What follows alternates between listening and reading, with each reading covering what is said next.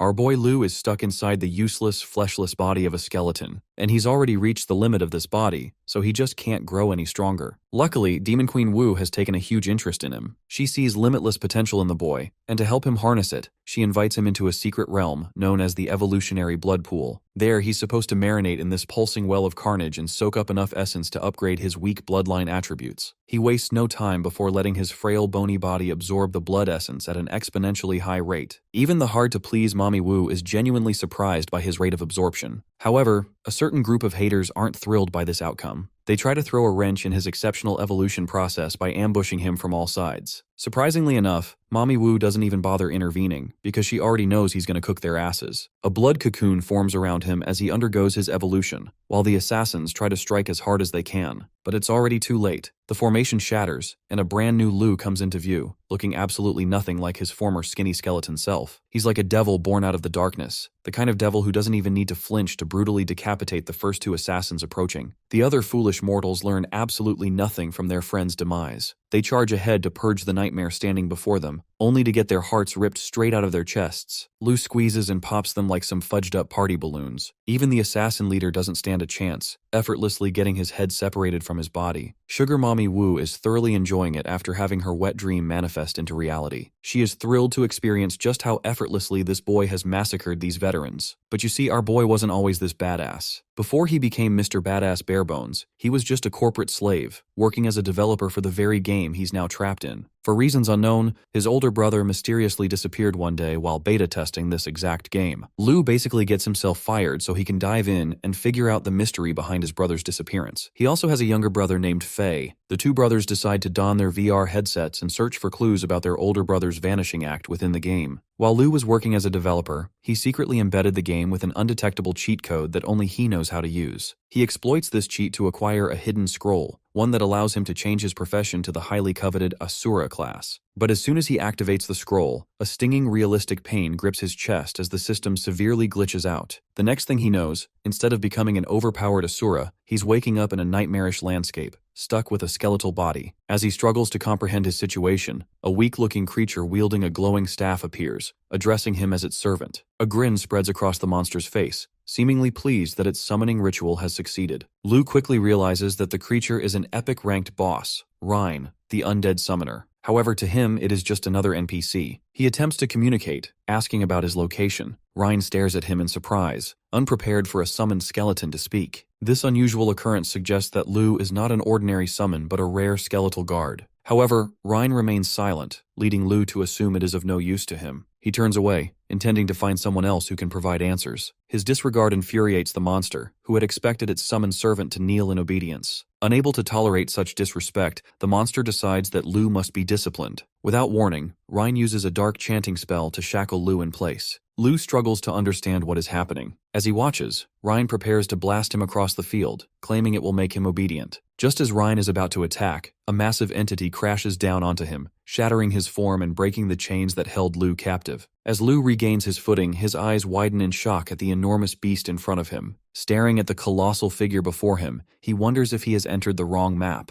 unsure of how he is supposed to play this. With no other choice, he attempts to call for C, and to his relief, she responds. He asks where he is, and she explains that he has landed in the realm of pure darkness, the birthplace of the highest level bosses in the game, and the most dangerous zone imaginable. Now that things are making a little more sense, Lu asks her for advice on how to progress and whether there's any place where he can take on quests. C, asking for a moment, immediately scans for available information and finds a mission hub located a daunting 100-kilometer away. She urges him to follow her lead. Traveling towards C takes them along a cliff path with massive dragons looming over them. This terrifies Lu, but according to C, this is the shortest route. The journey soon takes them into dangerous waters, where a massive megalodon-like creature chases them. Paddling for his life, Lu asks C what to do, to which she encourages him to keep going. She also informs him about a message from his brother, who reveals that he has already reached level 5 and even acquired a green-grade staff drop. Fei then asks about Lu, assuming that he must be gaining a lot of items and XP. However, to his shock, Lu admits he's still stuck at level 1. As he is texting, another monstrous creature starts chasing them out of the water. At last, they spot their destination in the distance, a massive structure with entities forming long lines at its entrance. As they approach and notice the long queue, C estimates it would take 2 hours to get through the main gate. But Lu, scanning the area, notices another entrance with no line at all. C quickly warns him that it's not part of the planned route, but Lu has no patience left for sticking to a rigid strategy. Conventional or not, he just wants to get inside, so he rushes towards it with what little energy he has left. Without hesitation, he approaches the entrance, where two towering boar guards block his way, demanding his reason for entry. He hastily explains that he has urgent business to attend to. To his surprise, one of the guards grins, seemingly understanding his urgency. Without any fuss, they grant him passage. Stunned by how easy that was, Lu even takes a moment to thank them for being reasonable. But the moment he disappears inside, the guards erupt into laughter, shaking their heads in disbelief. One of them comments that he has no idea what danger he has just walked into. Inside, a loud announcement declares that the period for the event at Fengyun Tower has ended, followed by victorious shouts echoing from within the gate. Just when Lu thinks he's found a way out, a bright light appears at the end of the tunnel. He steps forward, embracing the light, only to be met by the booming voice of a host. Confusion washes over him as he realizes he has just been introduced as a contestant. The officials begin scanning his basic information, and to their shock, he is only a level 1 contestant. The crowd erupts in laughter, mocking him for being so weak. Even the host dismisses him as mere cannon fodder. However, the host quickly shifts the atmosphere, hyping up the audience by suggesting that maybe this fighter will surprise them. With the formalities settled, he officially declares the start of the Battlefest, sending waves of excitement through the spectators. As always, the beloved duo of commentators, Quick-Tongue Rabbit and a Turtle, take their places. Are these from the Tortoise and the Hare? Despite hearing them countless times before, the rules of the Stormcloud Arena must still be announced. There are only 3. First, every match is a one-on-one battle, and the last fighter standing wins. Second, to ensure fairness, all contestants are adjusted to match the lowest participant's level, with a minimum cap of level 10. Third, unless a contestant surrenders, victory can only be achieved by eliminating the opponent. As for rewards, the ultimate champion will receive 5,000 EXP and an epic grade weapon suited to their level. The arena then enforces the level adjustment, making history with its lowest level battle yet. Every participant, now level 10, grows frustrated. One was just 2 kills away from ranking up, and another can't even use his special move because of the level cap. Furious, they direct their anger at Lu, threatening him not to think he stands a chance. With experience on their side, they believe he is nothing more than an easy kill. It is only now that Lu realizes his mistake. Regret sets in, thinking that he should have listened to C and waited in line. However, lucky for him, since he is now level 10, even temporarily, the system acknowledges his eligibility to choose a starting class. A variety of choices appear before him, overwhelming him for a moment. Then, memories of playing with his brothers resurface. They always told him he had the perfect playstyle for an assassin. Trusting their judgment, he selects the assassin class, increasing his stats.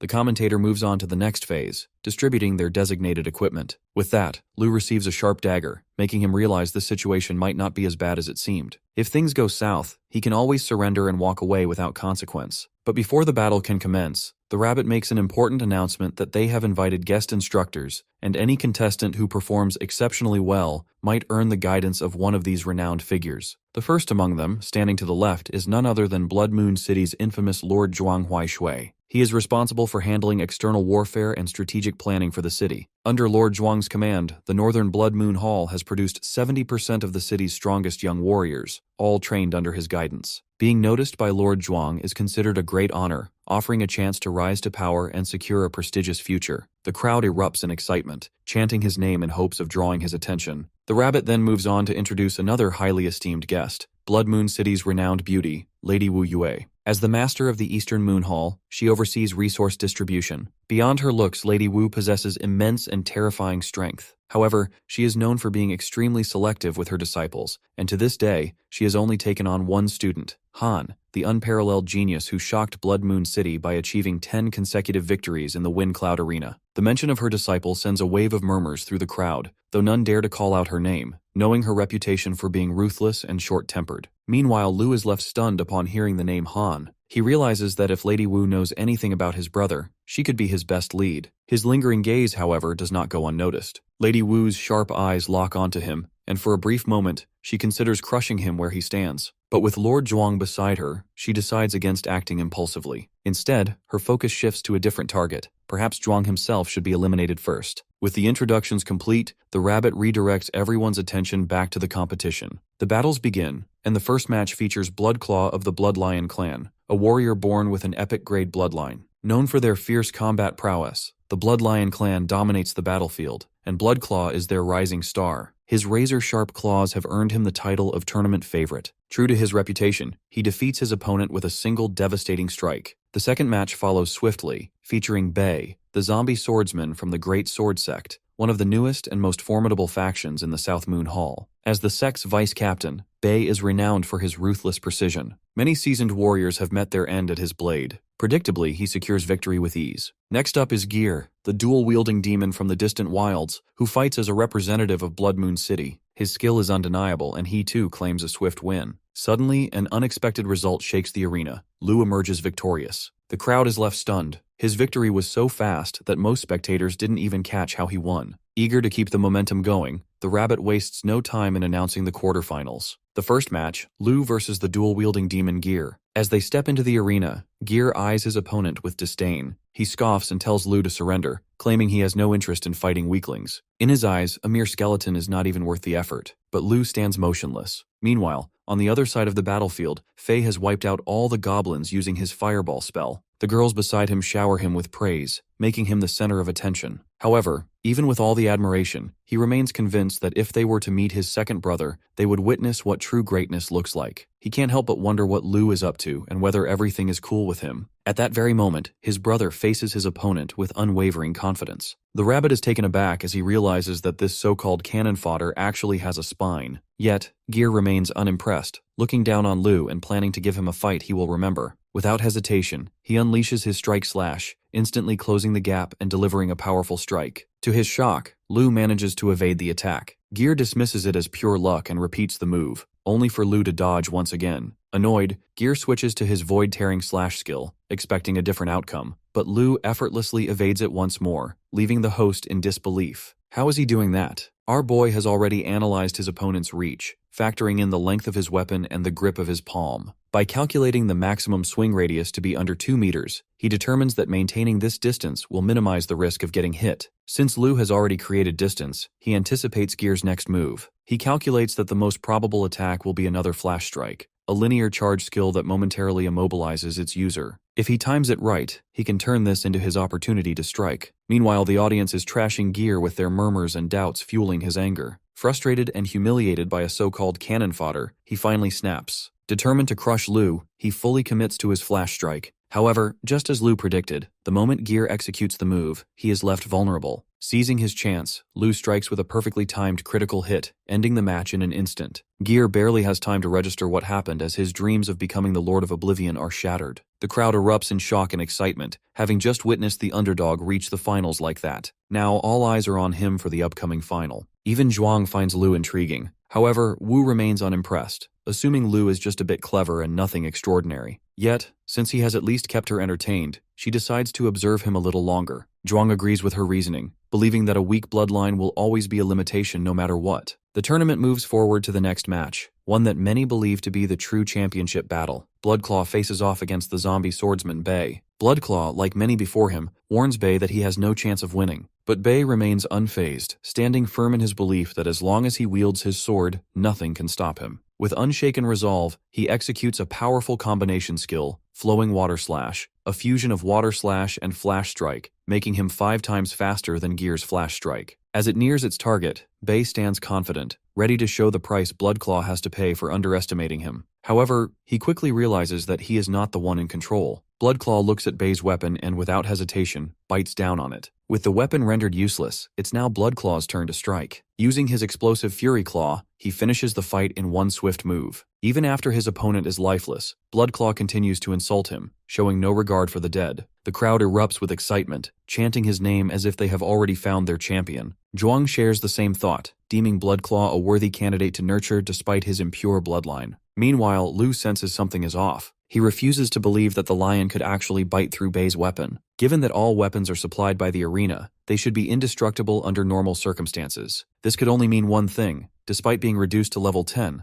Bloodclaw base attributes far exceed the average limit. Before he can think on it further, Bloodclaw issues a direct challenge to him. However, Lu remains unfazed, wondering if his analysis is correct. He doesn't have a match for Bloodclaw, but winning this competition is the only way to get close to Wu, even though he knows he is at a disadvantage and the commentator is urging him to forfeit. However, giving up is not an option as his only family left in this world is his big brother and Fei, and he refuses to back down out of fear. No matter how difficult the challenge, he will keep moving forward. With this resolve, the match begins. Bloodclaw is more than eager to mock Lu, viewing him as a mere low-ranked creature too foolish to handle provocation. Standing tall, he declares that he will devour Lu as his victory feast. Yet none of his words seem to shake Lu. Instead, Lu stares at him as if he were already dead. Then, without hesitation, Lu leaps toward the lion. Bloodclaw instantly notices how much slower he is compared to the swordsman from before. So slow, in fact, that he casually lifts one hand to stop him. But just as he is about to make contact, Lu vanishes. Bloodclaw barely has time to react before Lu is suddenly behind him. Even though he dodged the first attack, he now realizes something crucial. Lu is an assassin, and was merely pretending to be slow to catch him off guard. Bloodclaw immediately counters with a long-range attack, only to watch in frustration as Lu dodges it again. The lion's smirk fades as he now understands that he is dealing with an opponent who won't let him land a single clean hit. Worse yet, he feels a sudden sting. Somehow, in the middle of all this, he has been injured.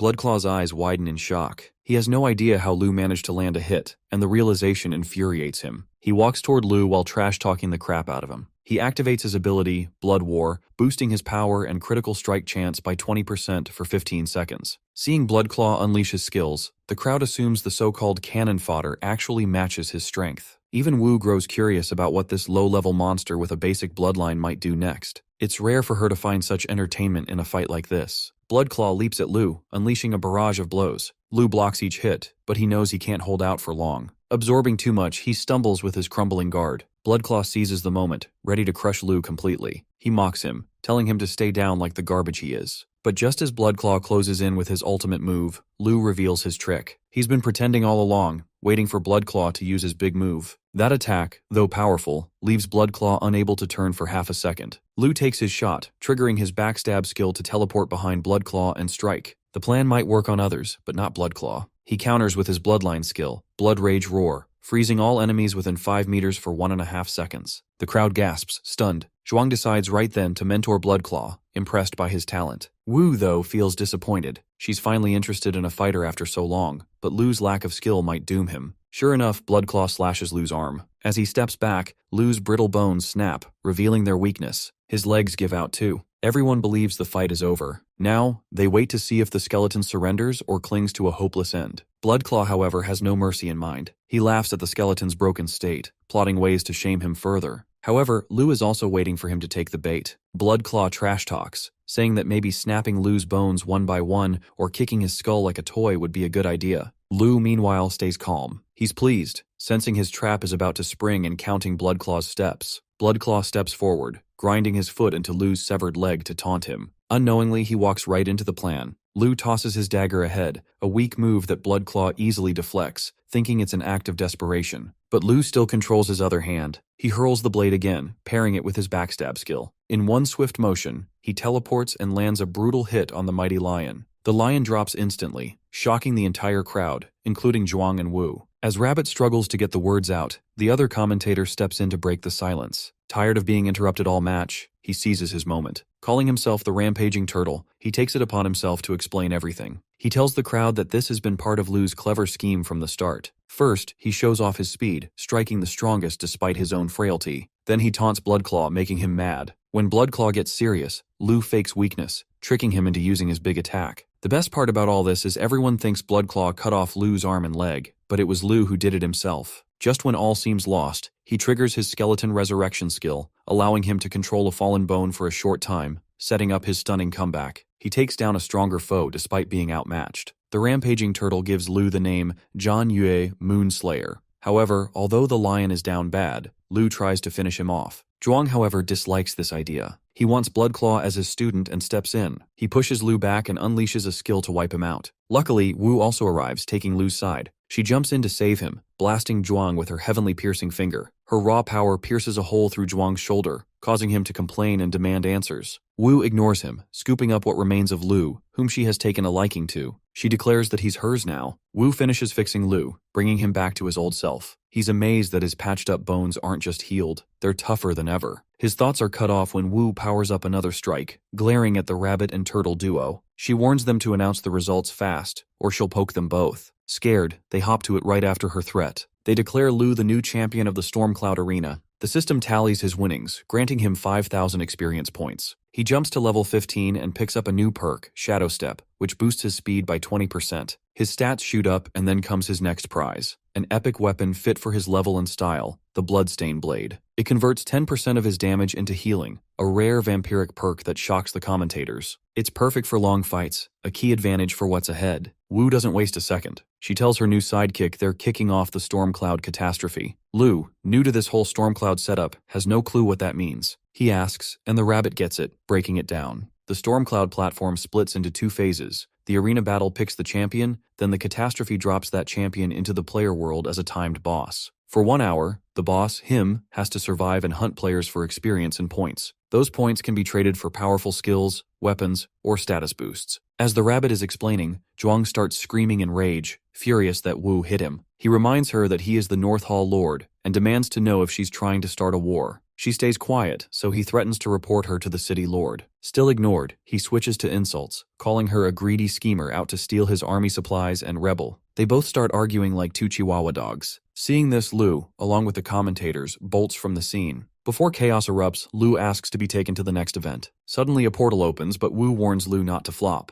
If he can't take out 1,000 players, he shouldn't bother coming back. He drops into the player world, and his random achievement manual kicks in. Since he's past level 10, it spits out a mission: kill 1,000 players, just as Wu said. Lucky for him, the system announces his arrival to everyone, urging them to hunt him. He lands near some newbie, gearless players, which are a bunch of easy targets. Before he swings, a cheat item detects his level up and auto-equips, boosting his stats. It upgrades every 10 levels, granting him a random assassin skill with a chance to swap it later. As the system picks a skill, 4 newbie players charge from all sides. He dodges every hit with ease. The system finally selects a skill for Lu, Hunting Scourge Blade. This lets him unleash 4 quick slashes on a target, starting at 110% damage and climbing to 150% by the last hit. If the skill kills someone, the slashes keep going, locking onto a random foe within 10 meters. It also packs a strong bonus. Each kill adds a 150% physical damage slash. Smart as he is, Lu knows how to maximize it. He carves through enemies, hitting hard and fast. He figures if he weakens a bunch of players first and then triggers the skill, his hunting power doubles. It's like he's unlocked an auto-kill mode. After slicing them up, he calls C to ask if others can track him. She confirms, revealing that the system broadcasts his location in real time. That only fires him up with dark energy pulsing around him. As players swarm in, he unleashes his wild side, tearing through them like a train. After that, he perches on a tree branch, considering his next move. Fewer players are showing up now, and since he can't loot their gear, staying put seems pointless. Before he hops down, a greedy solo player struts in, excited. This guy plans to snatch all the dropped weapons for himself. Lu isn't having it. He instantly slits the guy's throat in one swift motion. As the player digitally vanishes, Lu starts scanning for more targets. That's when the next wave of greedy players arrives. In an instant, Lu slashes through them all like flies. His kill count ticks up to 444, but it's still not enough. Rather than waiting, he decides to go hunting.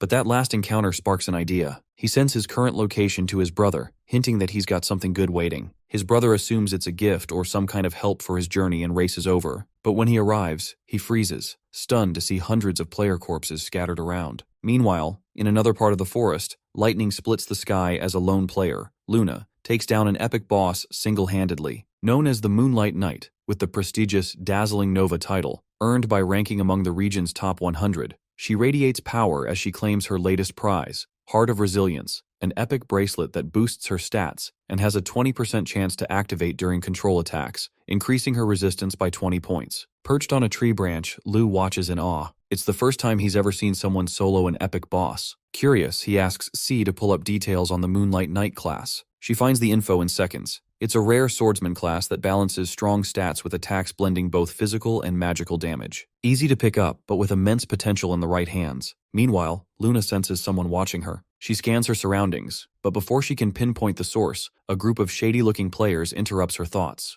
They try to swindle her out of her epic bracelet, but Luna isn't easily fooled. Rather than entertain their tricks, she offers a challenge. If they want it so badly, they'll have to fight for it. One of them, a cocky smooth talker, tries to charm his way out of it, even flirting for her number. Luna shuts him down without hesitation, daring him and his crew to prove their strength. Thinking they have the upper hand, they leap at the chance, only to be cut down effortlessly by her starlight slash. As his allies crumble, the leader of the group realizes he's in way over his head. Desperate, he name-drops his guild, warning Luna that they'll hunt her down if she kills him. But Luna doesn't care. With a clean, precise slice, she leaves a scar across his face. With that settled, Luna calls out to the watcher above. Without hesitation, Lu drops down. Up close, she's taken aback that he's a boss-level monster. Just as surprised that she spotted him, Lu hesitates. They both know that a fight between them would be brutal and frankly not worth it. Before they can decide their next move, a swarm of players emerges from the shadows, surrounding them. The crowd splits into two crews, one out for Luna's blood after she scarred their leader, the other targeting Lu as a raid boss. With no clear way out, Luna and Lu lock eyes. Then, without a word, they charge at each other, only to fake it. At the last second, they veer off in opposite directions, slipping past the groups that weren't after them. The trick works. The mobs ignore them, allowing both to escape. But their pursuers quickly catch on and give chase. In the chaos, the two groups slam into each other, neither willing to give way. Shoving turns to scrapping, and suddenly it's a full-blown brawl. Exactly as planned. Luna and Lu double back, ambushing the tangled mess from all sides. With allies mixed in, players start swinging wildly, making everything worse. Friendly fire sparks a chain reaction, and soon, they're fighting each other instead of their real targets. The strongest among them hold on, convinced they've dealt with Luna and Lu, until Lu unleashes his hunting scourge blade. Like a relentless kill machine, he mows down anyone in his path. His player kill count hits 999. As the dust settles, Luna remains standing. Without hesitation, they lunge at each other, ready to end it once and for all. But just like that, the system chimes in, congratulating Lu on completing the random achievement task. Somewhere else, Luna sits in a wheelchair, gazing at the ocean. She belongs to the wealthy Bai family. Luna looks weak, the VR helmet resting in her hand. Her maid asks if she's hungry, but she denies it. After that, she goes to her room and writes down notes about the boss she just encountered in the game.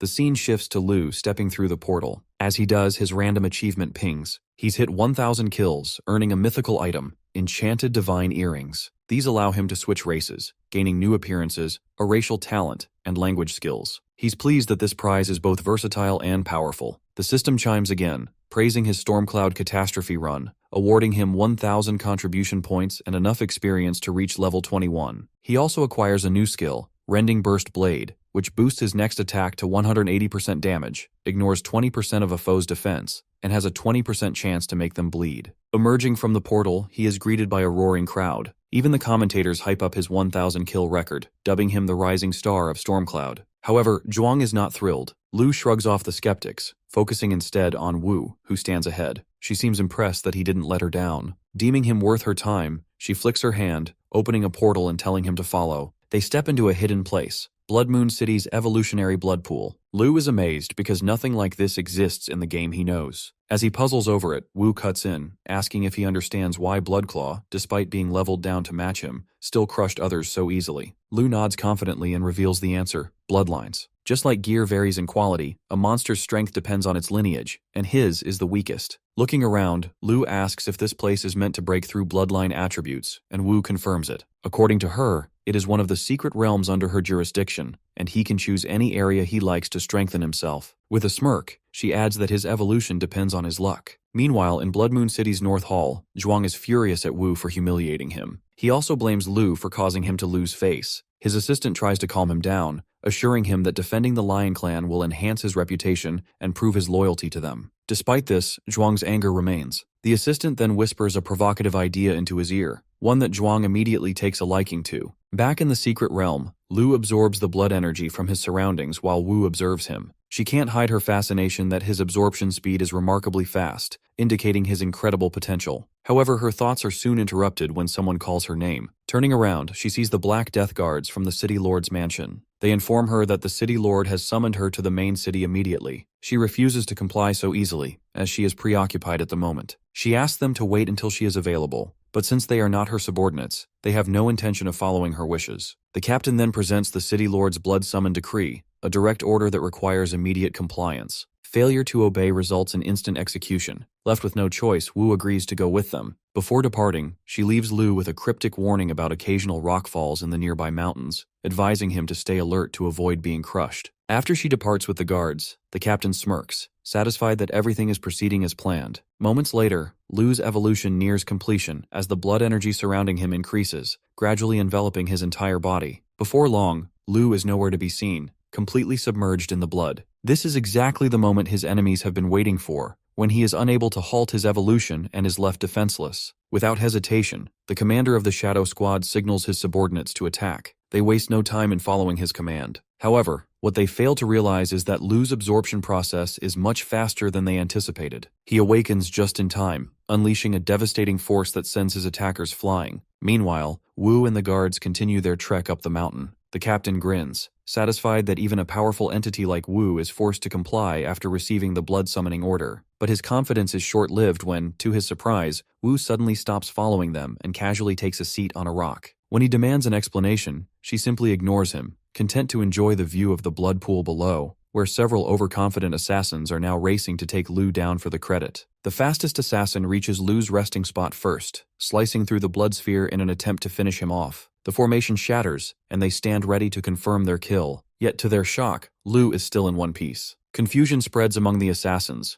especially the one who landed the attack, as he is certain his blade made contact. Determined to finish the job, they rush in for another strike, only to be stopped in their tracks. As they get a clearer look at their target, pure disbelief fills their eyes. Lu has completed his evolution, emerging with an aura so overwhelming that they freeze. But before they can even process the situation, Lu moves. In an instant, he decapitates both attackers. The commander, stunned by what he just witnessed, quickly regains focus. He knows that there's no time to waste. They must complete their mission. Without hesitation, he orders a coordinated assault. The squad launches their attack with precision, working together flawlessly. Yet, Lu effortlessly takes a single step back, dodging them with ease. He knows they are far too slow for him now. Before they can even comprehend what just happened, Lu is clutching their hearts in his hand, killing them all. But the commander refuses to let that insult slide. He launches a full-force assault on Lu, each strike carrying an intense aura that amplifies his strength several times over. However, Lu remains completely unfazed, dodging effortlessly, as if this fight is nothing to him. Seeing the commander charge again, a sly, almost mocking grin spreads across his face. At that moment, the commander comes to a harsh realization.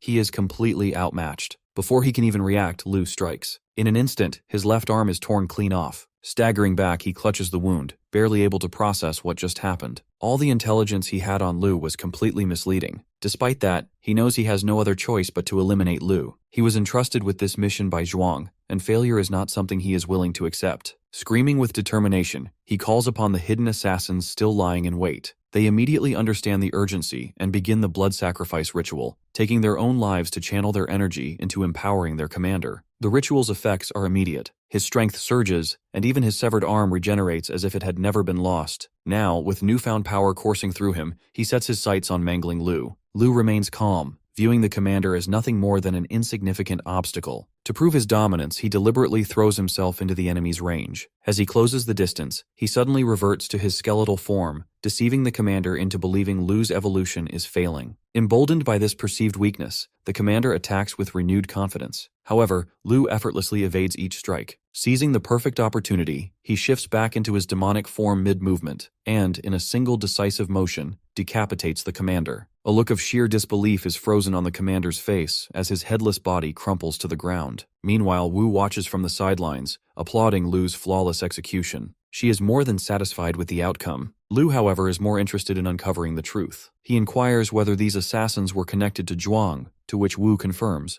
revealing that even the guards who had taken her were affiliated with the same faction. However, she had already dealt with them in her own way. This revelation makes Lu realize that Wu had known their motives from the very beginning. The realization leads him to suspect that this ordeal may have been orchestrated as a second test. But to Lu's embarrassment, Lady Wu seems more interested in his junior than his transformation. Noticing where her attention is fixated, Lu quickly shields himself from her stare. However, to his further embarrassment, Wu, clearly unbothered, commands him to remove his hands. Amused yet satisfied with his performance, she offers him a single wish, granting him the opportunity to request anything he desires. Yet Lu is no simp. Instead of indulging in her teasing, he asks about the whereabouts of his brother, Han. Upon hearing the name, Wu sighs before delivering the devastating news. Han is already gone. Upon hearing this, Lu momentarily freezes, then presses Wu for more details. However, before answering, she reminds him that this is his second question, according to their earlier agreement. Yet, recognizing the depth of his pain, she chooses to oblige. First, however, she seeks to understand his desperation. She asks why he is so determined to uncover the fate of her former disciple. Without hesitation, Lu reveals the truth. Han is his elder brother. As he speaks, memories from his past resurface. He recalls the orphanage, a place whose name he can no longer remember. In that cruel world, bullies roamed freely, preying upon the weak. Lu and Fei had suffered at their hands multiple times. One day, as the bullies tormented them, threatening to tear apart Fei's beloved teddy bear, Han appeared from behind and smacked them left and right. The beating was enough to send them running. Curious, Lu asked Han who he was and why he had helped them. With a slick smile, Han introduced himself and offered some advice. No matter how difficult a situation gets, always smile. He then made a promise. He would protect them, no matter how bad things became. Back in the present, Wu watches the expression on Lu's face and recalls her own time with Han. She remembers how he used to ask for leftover items, things most would discard, just so he could give them to his brothers. Recalling this, she mentions a place called the Infernal Purgatory. However, Lu remains confused, unable to grasp what she means. Wu then recounts how everything changed after Han successfully defended his title as the Stormcloud King by defeating the King of Knights, Daegudan. This remarkable victory marked his 10th consecutive win, cementing his reputation as a legendary figure. As usual, he entered the Stormcloud Catastrophe event. But this time, something was different. He never returned. Even after 4 hours had passed, there was no sign of him. It was an anomaly, as participants were typically forced back once the event ended. Yet Han remained missing. Growing increasingly concerned, Wu exhausted every resource at her disposal, searching tirelessly for him. Despite her efforts, it took an extensive amount of time before she finally uncovered his last known location, a realm called the Infernal Purgatory. Now that she knows where Han is, Lu questions why she hasn't simply gone there to retrieve him. Wu explains that an unknown force blocks access to the realm, preventing her from teleporting in or intervening in any way. Faced with this challenge, Lu racks his brain for a solution, but none present themselves. Determined to move forward, he reaches out to C, requesting her assistance in locating relevant information about the Infernal Purgatory. However, the moment she attempts to access the data, she begins to malfunction. Moments later, a system notification appears, indicating an error. Realizing this route is a dead end, Lu has no choice but to investigate the database himself. C informs him that he lacks the necessary privileges to proceed, yet Lu remains undeterred. Having played a crucial role in the game's creation, he possesses an in-depth understanding of its mechanics and is confident in his ability to bypass these restrictions. Switching to manual input mode, he begins working on a solution. Lu inputs the secret codes. As each clue aligns perfectly, he becomes more certain this place holds the answers he seeks. As he successfully bypasses the system, he finds himself surrounded by a sea of floating codes. Wasting no time, he opens a system tab to retrieve the code for Infernal Purgatory. However, as soon as he enters the term, system errors flood the interface, warning him that any further action would be classified as an illegal intrusion, resulting in forced ejection from the system. Refusing to back down, he commands the system to open the source code, but instead of gaining access, he watches in disbelief as the code begins to overwrite itself. The anomaly leaves him stunned, but before he can react, he is forcibly ejected and abruptly finds himself back with Wu. She does not acknowledge his sudden disappearance, instead continuing their conversation as if uninterrupted. She reiterates that she has shared all she knows and suggests that if he remains doubtful, he should uncover the truth for himself. Realizing he has no choice but to investigate firsthand, Lu prepares to journey there himself. Before departing, he requests another favor, but Wu reminds him that this would be his third request, meaning he cannot expect more assistance for now. However, she unexpectedly changes her mind, allowing him to ask. Without hesitation, he inquires about directions to the other realm. Wu informs him that the only known method is through the Stormcloud Catastrophe, which he has already completed and is bound by a time restriction. She expresses concern, pointing out that even Han, after awakening twice in the Evolution blood pool, was unable to return, and given Lu's current state, impatience could be dangerous. However, Lu barely registers her words, as he is lost in thought, unwilling to remain idle when he is so close to finding his brother. Before he can devise a solution, C intervenes, revealing that she knows a method to cross over. She instructs him to follow her, and without hesitation, he complies. Wu, however, remains unaware of C's presence and grows confused by Lu's actions. When she questions him, he explains that he has found a way to reach the player's world, what she refers to as the other side. This revelation intrigues her, as she wonders how he has come upon this knowledge, but sensing his urgency, she postpones her questions. Meanwhile, in the player's realm, a massive explosion erupts amid a dense forest, incinerating a swarm of moth-like creatures. The devastation is the work of the powerful firestorm mage Fei, who has now reached level 23. His mastery of flames not only secures his dominance on the battlefield, but also draws the admiration of several female players. Enthralled by his fiery prowess and charisma, they flock around him. Despite Fei's eyes on something else, he shifts the conversation by inquiring about the whereabouts of a high-paying equipment merchant that the girls had previously mentioned. The girls confirm the merchant's proximity, and he continues his journey with enthusiasm, looking forward to meeting the vendor they so highly recommended. In a show of generosity, he even promises to treat the girls to new equipment after completing his transactions. However, as Fei ventures deeper into the woods, he notices a group of players blocking his path. Suddenly, more players emerge from all directions, surrounding him. Their nefarious intentions become immediately apparent when they refer to him as their scapegoat. Realizing the impending danger, he quickly instructs the girls to stay behind him as he prepares his magic. To his dismay, the very individuals he was trying to protect reveal their true colors, betraying him by attacking him from behind. Confusion fills Faye's mind as he struggles to comprehend why they would betray him after his kindness. However, his questions are soon answered in the most unexpected way when he overhears the guild members referring to these supposed beauties as his brother. To his astonishment, the three alluring figures from the North Guild are, in reality, men in real life. This revelation fuels Faye's fury, not due to the loss of wealth, but because of the betrayal of his trust and emotions. Determined to exact revenge, he prepares to retaliate. However, before he can strike, his enemies launch their assault. Faye proves faster than they anticipate, delivering a fiery punch that knocks two of them down instantly. More men charge at him from behind, but he counters with a powerful area of effect fire attack, taking down several at once. Despite his prowess, he is outnumbered, and the battle begins to take its toll. An arrow, fired from the shadows, nearly strikes him, but his extraordinary reflexes allow him to block it at the last moment. As the battle intensifies, a feline warrior closes in for the kill. Faye successfully deflects the attack using his abilities, but his mana reserves are dangerously low. The situation becomes dire, as he has already exhausted his potions during earlier level grinding, and even gifted some to the deceptive players. Recognizing his dwindling strength, his enemies confidently assert their dominance, revealing their true objective, the valuable equipment he obtained from the limited-time boss. They warn him against resistance, informing him that their guild has surrounded the area. If he refuses to comply, they vow to camp his corpse until every last piece of his equipment drops. Frustrated and cornered, Faye lets out a deep sigh before unleashing a torrent of insults. Enraged by his mockery, the white-haired leader of the guild prepares to strike him down. Accepting his fate, Faye silently apologizes to his second brother for failing to protect the wealth entrusted to him. Just as the fatal blow is about to land, a shadow materializes behind the white-haired leader, delivering a lethal strike that kills him instantly. The mysterious figure is none other than Lu. Seeing Lu, Faye is momentarily surprised, but quickly grows excited as he realizes it's really his brother,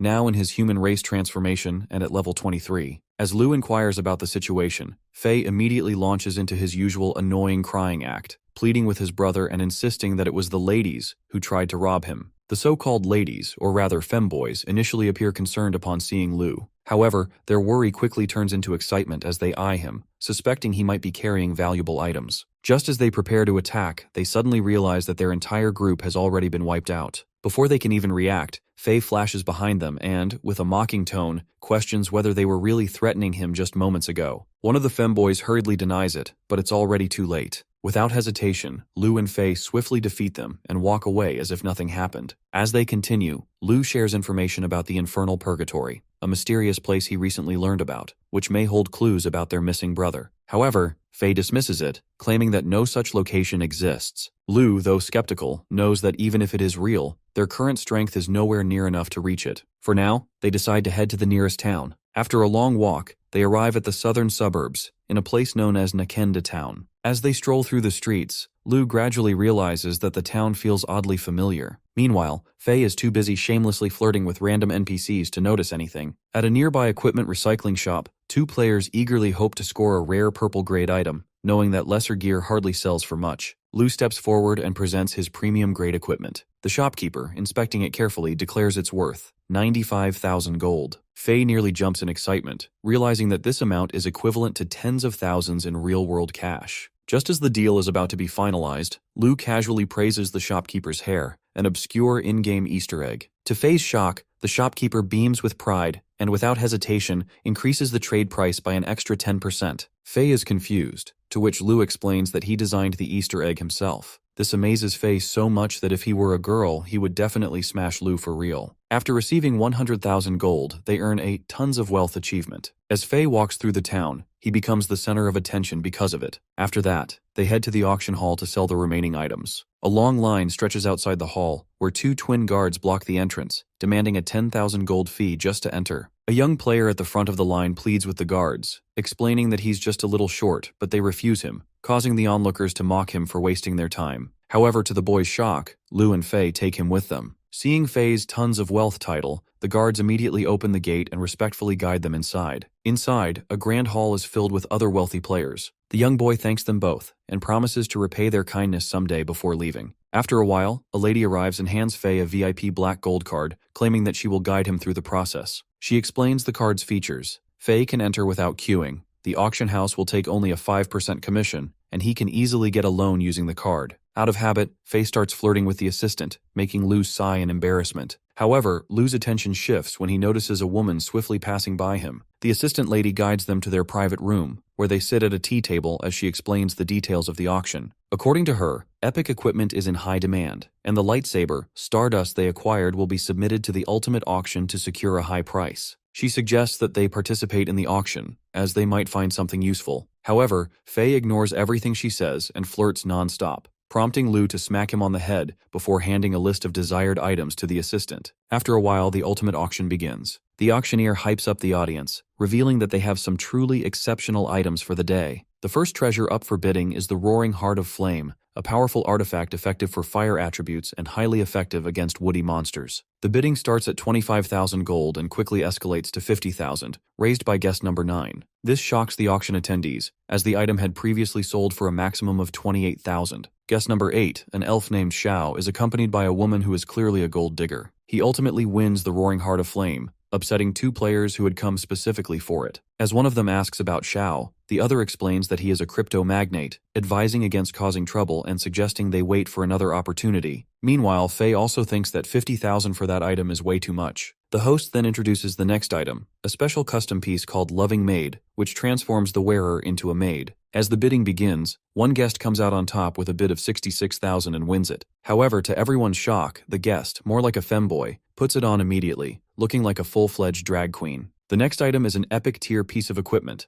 the Lone Wolf's Battle Boots, which have a 2% chance of triggering Axel mode while moving. As the host reveals the starting price of 40,000, Shao instantly raises it to 80,000, enraging the other bidders. After that, Shao continues outbidding most of the following items, forcing other players to leave the hall in frustration since they can't win a single bid. Faye is pissed too, but Lu remains calm, claiming that they will need Shao's help for their own item, which is coming up next. Finally, the host presents the last item, Stardust, the one Faye and Lu submitted. According to the host, this rare item possesses light attribute attacks that become effective after reaching level 30. As the starting price is revealed, Shao immediately places a bold bid of 250,000, confident that no one will outbid him. However, to his shock, Faye, sitting in the back, raises the bid. This surprises Shao, leading to an intense bidding war between them. As Faye reaches 500,000, Shao hesitates, considering whether to let it go. But his pride and addiction to the thrill of winning push him to raise the bid to 600,000. Faye, feeling a bit nervous, prepares to outbid again, but Lu stops him, forcing the host to start counting down on Shao's bid. Just as the countdown is about to end, a voice from the back suddenly places a 1,000,000 bid, instantly securing the item. The crowd falls silent as a mysterious girl wins over everyone. As the auction ends, Faye is thrilled about earning such a huge amount, while Lu starts calculating their total earnings. However, to his shock, even after receiving 1 million, the number on their VIP card barely changes. This means that there are far wealthier players in the city above them. Still, they choose to ignore it, as today, they have earned more than enough to meet their goals. After the auction, they start heading toward Bush Coal Village. As usual, Faye is yapping away, filling the air with his chatter, when Lu suddenly senses something off. Someone is following them. His sharp instincts kick in, and he calls out to the stalker. A figure steps forward from the shadows. It's the girl who placed $1 million bid on the lightsaber. Faye immediately assumes she's here to rob them, but she quickly clarifies her intentions. She simply wants to know how they got the weapon, as she was the one who originally dropped it while battling a powerful boss. The girl is Luna, who previously fought Lu in his monster form. Faye, thinking on his feet, claims that it was his brother who obtained the weapon by defeating the limited-time boss. This revelation instantly excites Luna, and she eagerly requests a sparring match. However, Lu dismisses the idea and turns away, uninterested. But Luna is determined. She wants to test his strength firsthand. As they near Bush Coal Village, Faye curiously presses Lu for details about their upcoming quest. Lu explains that it isn't particularly difficult. The village is surrounded by monsters from all sides, drawn by a young girl who possesses holy light within her body. Their mission is straightforward: eliminate the surrounding monsters and escort the girl safely to the Temple of Holy Light. Soon after, they arrive at the village. Without wasting a second, Faye charges in, ready to clear a path ahead. Faye, however, mistakes 2 Beast Girl villagers for monsters and charges toward them, only to halt mid-strike when he realizes his mistake. The Beast Girls light up with excitement at the sight of an adventurer. Wasting no time, they eagerly take him by the arm and guide him through the town. As they walk, the entire village buzzes with excitement. People gather to catch a glimpse of the newcomers with their eyes filled with admiration and curiosity. Even the village chief makes a dramatic Superman entrance, greeted by applause and cheers. Faye, however, is a bit confused as this doesn't match the grim, monster-ridden village Lou described earlier. Lou, watching the spectacle unfold, theorizes that while the village's appearance and setting may have changed, the core story and its characters likely remain the same. The chief enthusiastically invites them to join a grand banquet, an announcement that sends the villagers into an uproar of joy. It's clear that this village has an intense love for celebrations. As they are escorted toward the feast, Lou seizes the opportunity to ask about the purple medic flower, a rare bloom that grows in their village. At the mention of the flower, an elderly villager stiffens, and instead of answering, he insists they enjoy the banquet first, making Lou instantly suspicious. When the banquet begins, the beastmen waste no time digging in. They eat like wild pigs. I mean, they are pigs, so it seems only natural. Faye, seeing the food, gets excited, but Lou brushes him off, reminding him that they need to find the mission NPC first. As they look around, they eventually spot a little beast girl holding an apple. Lou places a hand on her shoulder and asks if she wants to go to the Temple of Holy Light with them. The girl, with tears of hope, turns to them and asks if they are there to save her. This successfully triggers Mission 2 in the game, and suddenly all the pigs start snorting as if the evil within them is awakening. The pigs start transforming into monstrous forms and instantly attack them. Lou and Faye, unfazed, kill both of the charging beast pigs in a single blow. Seeing this, the other pigs go berserk and leap toward the duo, triggering a full-blown brawl. After a while, Lou and Faye manage to defeat all the pigs. However, to their shock, the pigs begin regenerating and revive themselves. Faye, a bit nervous, asks Lou what to do next, but Lou is just as confused since this is completely different from the original plot of the game. As the monsters charge again, the duo fights back, knowing they will eventually be exhausted to death if they continue like this. Realizing their predicament, they decide to bolt and make a run for it. While running, they eventually hide inside a house, evading the monsters for the time being. However, just as Faye is about to speak, Luna suddenly appears out of nowhere and covers his mouth. She silences him, whispering that the monsters are still nearby and that they should talk upstairs. Once upstairs, Luna reveals that she arrived earlier than them to complete the same mission. However, she also sensed something strange about the village and decided to investigate at night. Lou agrees with her and turns to the beast girl, asking if she knows anything. But the girl is terrified. As Luna tries to calm her down, she suddenly removes her mask, revealing to everyone's shock that she is actually a human girl. According to her, Bushcoal Village was originally a calm and peaceful place,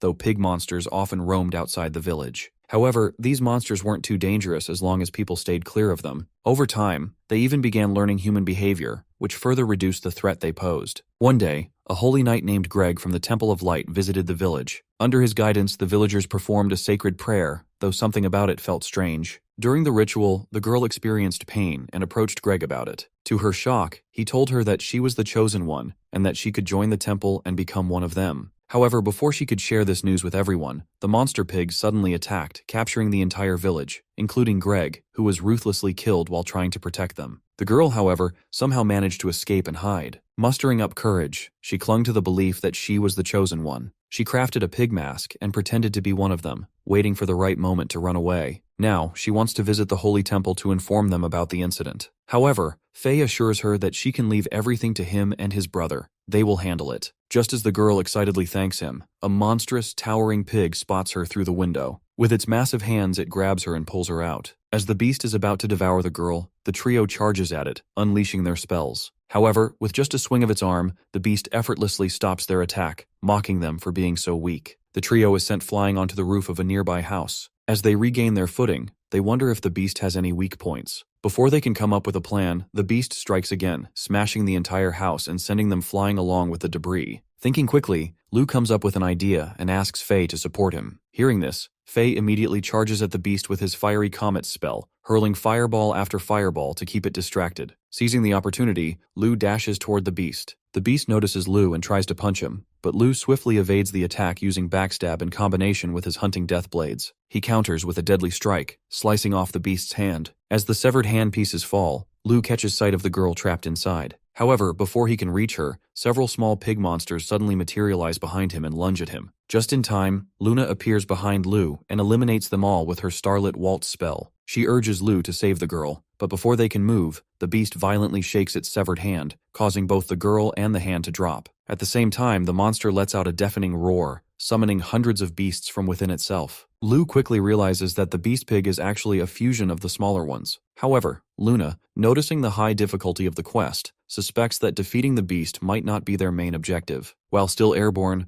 they come to a realization that their true mission is to bring the girl to her destination. With that in mind, they call out to Faye, asking him to cover them. Meanwhile, Faye, who is still recovering his mana, instantly springs into action. With a burst of explosions, he blasts away all the pigs attempting to chase after Lu and Luna. On the other hand, the duo is in hot pursuit of a pig that has grabbed the little girl and is making a run for it. The pig is incredibly fast, quickly putting distance between them. As they give chase, they suddenly come across a group of zombie-like villagers trapped behind bars. Without hesitation, Lu frees them, but instead of gratitude, they simply snort in confusion. Seeing this, Luna becomes enraged, blaming Genesis for whatever happened to them. However, Lu is confused about what she means by that. Before he can ask, their conversation is abruptly interrupted by Faye's desperate screams for help. He is frantically running toward them, pursued by a massive horde of pigs trying to take his life. Meanwhile, the pig carrying the girl is still sprinting at full speed, trying to escape. After gaining some distance, the pig manages to climb onto a tower and begins terrorizing the girl. However, with the holy light within her, she swiftly summons a knife and stabs the pig in the eye. The pig lets out a deafening scream and lunges at her in rage. But just in time, Lu arrives and severs its arm with a single strike. Despite the excruciating pain, the pig is utterly confused.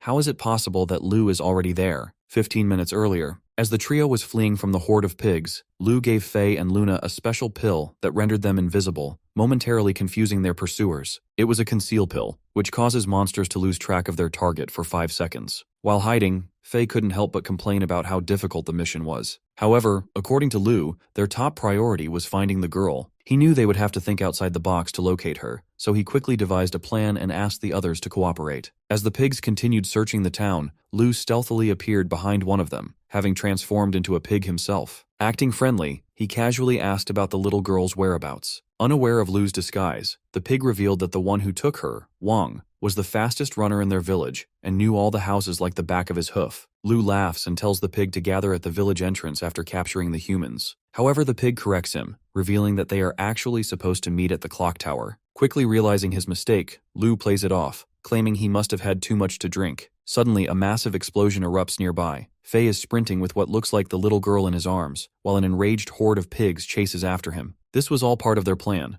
a distraction to ensure Lu could reach the clock tower without resistance. Back at the tower, Lu wastes no time. He swiftly cuts through the pig, guarding the girl, and rescues her. Reuniting with his group, they all start making their escape, but the pig horde and the massive beast are still hot on their heels. To gain an advantage, the group quickly drinks agility potions, boosting their speed by 30%. This allows them to evade the beast's attacks and escape Bushcoal village safely. However, as they put some distance between themselves and the village, they turn back, only to be shocked by what they see. The monstrous beast slams the ground, and in an instant, every pig, including itself, digitally vanishes. The pigs suddenly teleport beside them, forcing the group to sprint away in a panic, almost like a scene straight out of a Mario game. As they run in a bizarre 2D perspective, they spot an ostrich and quickly hop on, gaining some much-needed distance from their pursuers. After escaping far enough, they release the ostrich and continue on foot. Walking for a while, they come across a beautiful lake and decide to take a break. Since the pigs are still 30 minutes away, they figure a 15-minute rest will give them time to recover. Excited Faye and the little girl eagerly splash around in the water, while Luna stays back, busy checking her stats. However, noticing Luna's worried expression, the little girl gently takes her hand and offers to make her happy through prayer. As the girl prays, Luna suddenly sees a bright light, and a memory flashes before her eyes, her mother and father, calling for her to hurry as they prepare to leave for an unknown destination. The vision stirs deep emotions, and before she realizes it, a tear rolls down her cheek. The little girl, seeing this, gets nervous and apologizes, explaining that she wished for a happy memory. Luna, smiling softly, reassures her that it was a happy memory. Faye, witnessing this, suddenly gets curious and asks to try as well. As he closes his eyes, a memory unfolds. He sees himself having lunch with his brothers, while Lu and Han argue over something trivial, just like they always do. The familiar warmth of the moment makes Faye teary-eyed,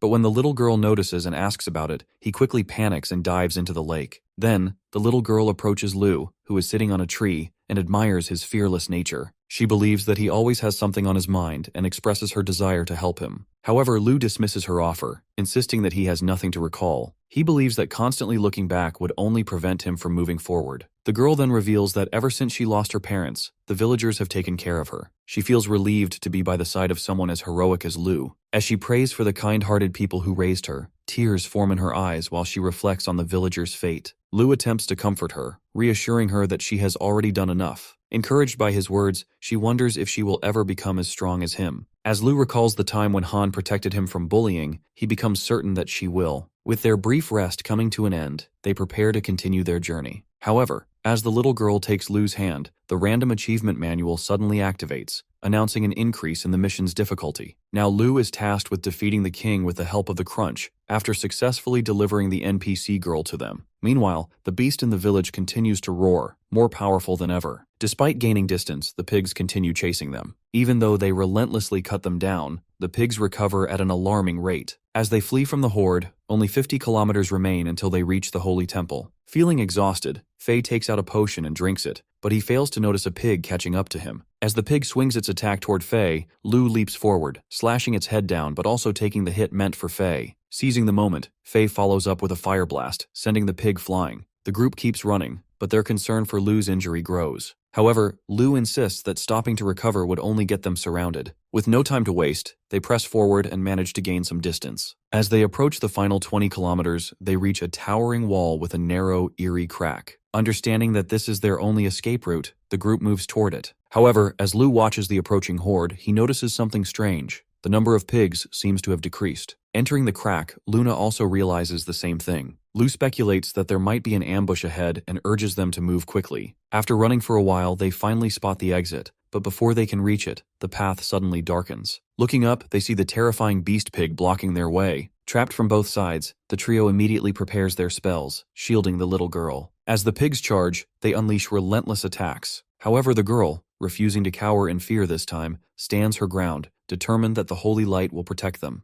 At the Temple of the Holy Light, the knights gather before the bishop, insisting that they must quickly find the host of the Holy Light to subdue the darkness. One knight informs the bishop that the pigs have gathered near the eastern valley, which enrages him. Without hesitation, he orders his knights to follow him. As they step outside, the bishop notices a girl wearing a pig mask. Mistaking her for a creature of darkness, he immediately prepares an attack to eliminate the monster. However, to his shock, the girl removes her mask and pleads for help. She explains that she came from Cole Village, which was attacked by pigs that slaughtered everyone. She begs the bishop to save the three adventurers who risked their lives to rescue her, but are now in grave danger. The bishop's expression changes the moment he realizes that the girl is the host of the Holy Light. Overcome with excitement, he lifts her in joy, believing they have finally found the chosen one. With great enthusiasm, he asks if she is ready to become part of the Holy Light and aid them in eradicating the darkness. However, the girl is left confused by his words, unsure of what he truly means. Back in the back in the mountain opening, the trio fights tirelessly, battling wave after wave of pigs. Exhausted but determined, they push forward until a sudden realization strikes them. The girl is missing. Calling out for her, they receive no response. Panic sets in as Luna speculates that she may have gone to the Holy Church on her own. Before they can react, the entire pig horde suddenly screeches in unison, shouting "Snacks!" and begins running in the opposite direction. The unexpected shift in behavior confuses Lu. Even the massive beast pig, their relentless pursuer, turns and flees. Sensing something is terribly wrong, the trio follows the horde, racing toward the Temple of the Holy Light. But just as they reach its entrance, the ground trembles beneath their feet. Their eyes widen in horror as they take in the scene before them.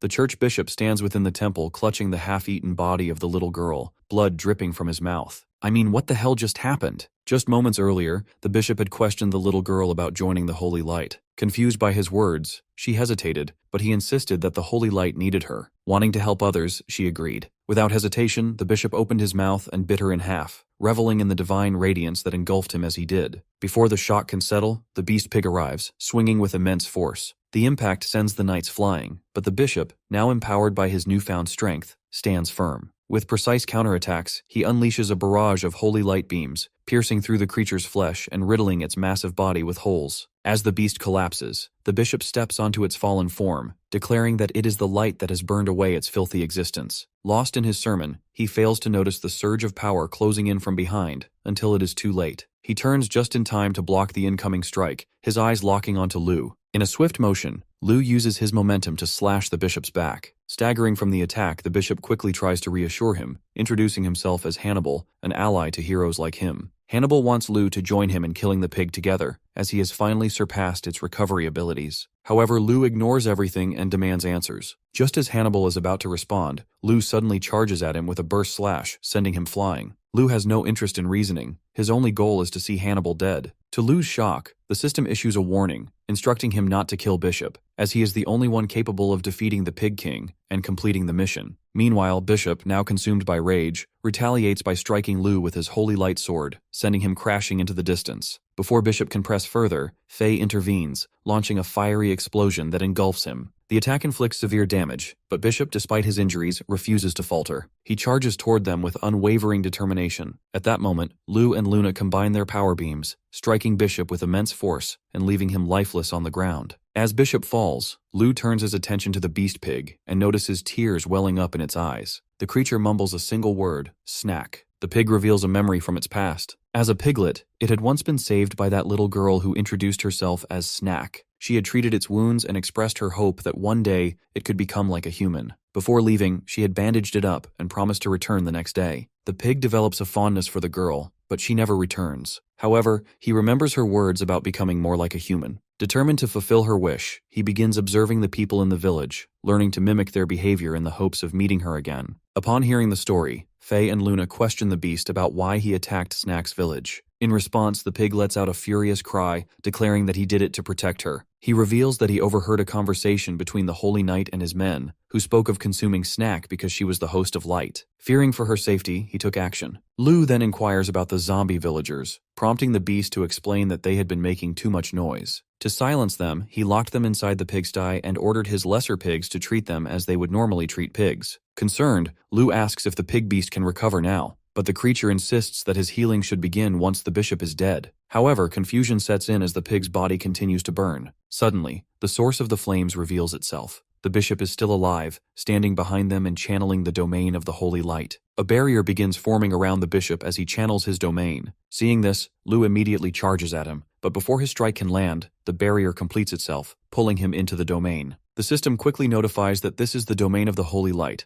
a realm that grants immense advantages to its creator, bestowing special abilities and buffs. As Lu is drawn inside, he finds himself standing in an enormous throne room. At its center, Bishop sits upon a grand throne, welcoming him into his world. The sight infuriates Lu, and he immediately lunges forward. However, before he can get close, Bishop summons a light strike from countless floating orbs above them. Despite his agility, Lu quickly realizes that the orbs are under Bishop's control, meaning the entire domain, a galaxy, exists under his command. Bishop confirms this and, before finishing Lu, demands to know why he attacked him. Fueled by rage, Lu shouts that Snack had come to Bishop for help, yet he betrayed her trust. With that, he launches another attack, but Bishop effortlessly blocks it. However, hearing Lu's words, Bishop suddenly pauses, realizing that they have both misunderstood each other. He then claims to have discovered the limitations of their world. According to Bishop, their world operates on a system of levels. After becoming a bishop, his duty was to assign missions to heroes in exchange for protection and respect. Over time, he grows curious about the outside world, especially after seeing a hero return stronger and admired. Deciding to venture out himself, he discovers a vast, exciting world filled with dark monsters. Despite constant battles, he struggles to level up,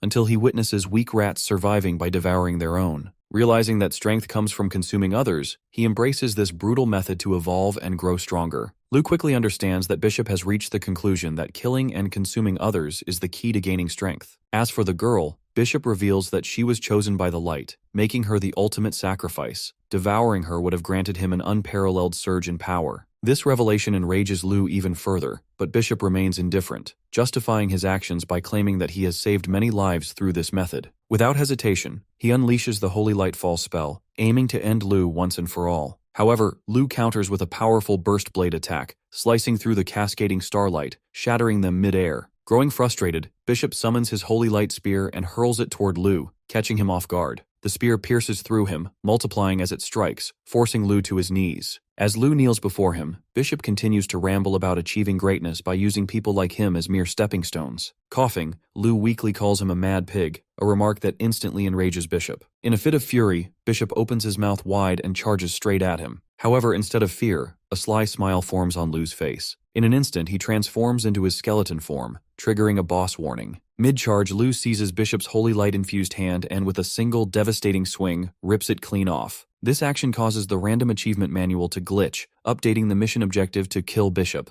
Enraged, Bishop retaliates, but Lu swiftly dodges and rises into the air. Summoning his most powerful weapon, Lu forms the Hunting Death Blade, unleashing a relentless assault that strikes all 999 light orbs, amplifying his attack combo. Suddenly, the attack redirects itself toward Bishop, slashing through him with merciless precision. A deafening explosion of light erupts, illuminating the battlefield. Outside the barrier, Faye becomes excited upon seeing Lu emerge completely unharmed. Luna, however, is in shock that he single-handedly defeated a boss in its own domain. Meanwhile, the Pig King's body has fully recovered. He cradles Snack's lifeless body in his arms with tears streaming down his face. Without a word, he carries her back to the village. Watching them leave, Lu turns to Faye and asks if he has completed his mission, leaving Faye confused. Suddenly, the system notification appears. Mission failed X3. Before they can react, the system begins resetting the random missions and reloading the character data. As the reload completes, Snack awakens in her bed. Disoriented, she quickly realizes that she is unharmed and,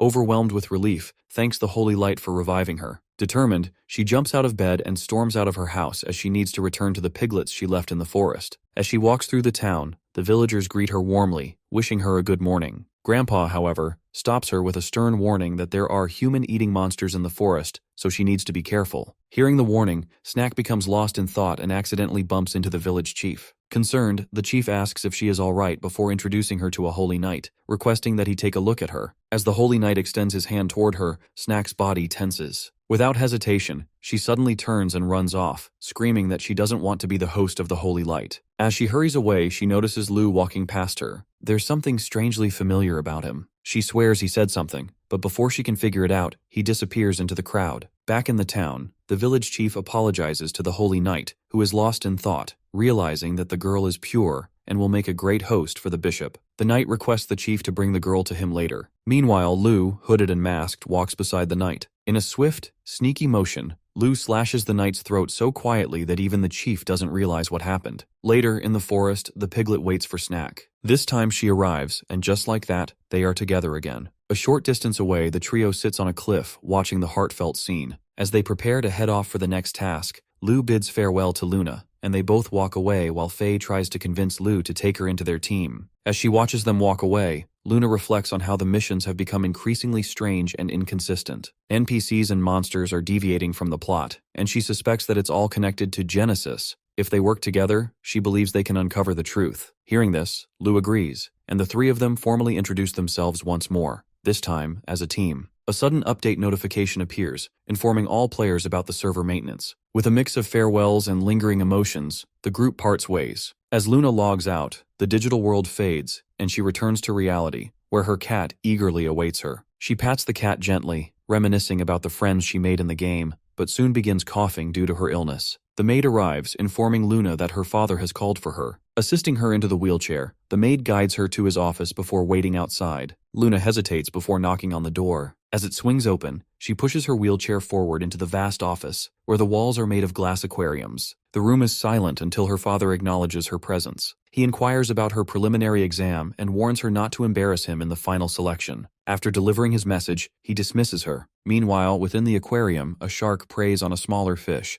the silent hunting unfolding in the background. Elsewhere in the city, Lu and Faye head to a hot pot restaurant. Upon arrival, they are presented with a steaming, sizzling hot pot. Faye, overcome with excitement, dives headfirst into the meal, while Lu carefully follows every proper dining etiquette he knows. As they eat, Lu overhears the people at the table beside him discussing Moon Fantasy. They praise the game for its excessive levels, monsters, and complex mechanics. However, their curiosity grows as they debate whether the missions are entirely randomly generated or tailored to individual players. Hearing this, Lu begins to wonder about the nature of the game's missions. Initially, his task was to kill the Orc King, but the mission unexpectedly shifted when the orc turned out to be a noble figure, while the bishop was revealed as the true villain. Later, Lu himself was transformed into a boss. The inconsistency troubles him, especially as he notices that the cheat book he generated from a random mission has begun to deviate from its intended functions. He questions whether this anomaly is a result of his extensive rewriting of the source code, or if it is somehow connected to Genesis, the mysterious entity Luna had mentioned. Maybe it is all due to purgatory, the phenomenon Wu mentioned, dragging Lu back into endless whirlpools and reefs. He feels as though he has lost all control over his own game, drifting further away from his original goal. As he remains deep in thought, the server arrives with the 5 bowls of egg-fried rice that Faye ordered. When Faye offers some to him, Lu's mind drifts back to a winter from their childhood. He recalls Faye crying after someone overturned their beds and urinated on them. Their older brother had been there as well, furious, convinced that the bully from earlier was behind it. Han had intended to ask the director for more bedsheets, but Lu informed him that he had already asked and was told they could not receive more than one. That night, in temperatures dropping to 18 degrees, they all huddled together under a single bedsheet, trying to stay warm. As the youngest, Faye had grown weary of their harsh life and questioned whether it would always be this difficult. In response, Lu and Han had offered quiet reassurances, trying to keep his hope alive. However, Faye simply expressed that all he wanted was to eat 3 bowls of egg-fried rice. Back in the present, Faye is finally fulfilling that dream, happily munching on his meal while Lu sits across from him, happy for his little brother. A short while later, within the game, a notification emerges, announcing a large-scale event, Heart of Ironwall Kingdom Warriors, about to commence in Ironwall Kingdom. The registration window is rapidly closing, with only 1 minute remaining. However, a heavily armored guard stands at the entrance, blocking enraged players from entering, declaring that the registrations are full and demanding they leave. Despite the chaos, Lu discreetly slips a sack of gold into the guard's hand. Without hesitation, the guard makes an exception, allowing Lu and his group to pass, further fueling the frustration of the other players. With only 9 seconds left before registration closes, Lu and his group manage to enter the kingdom. However,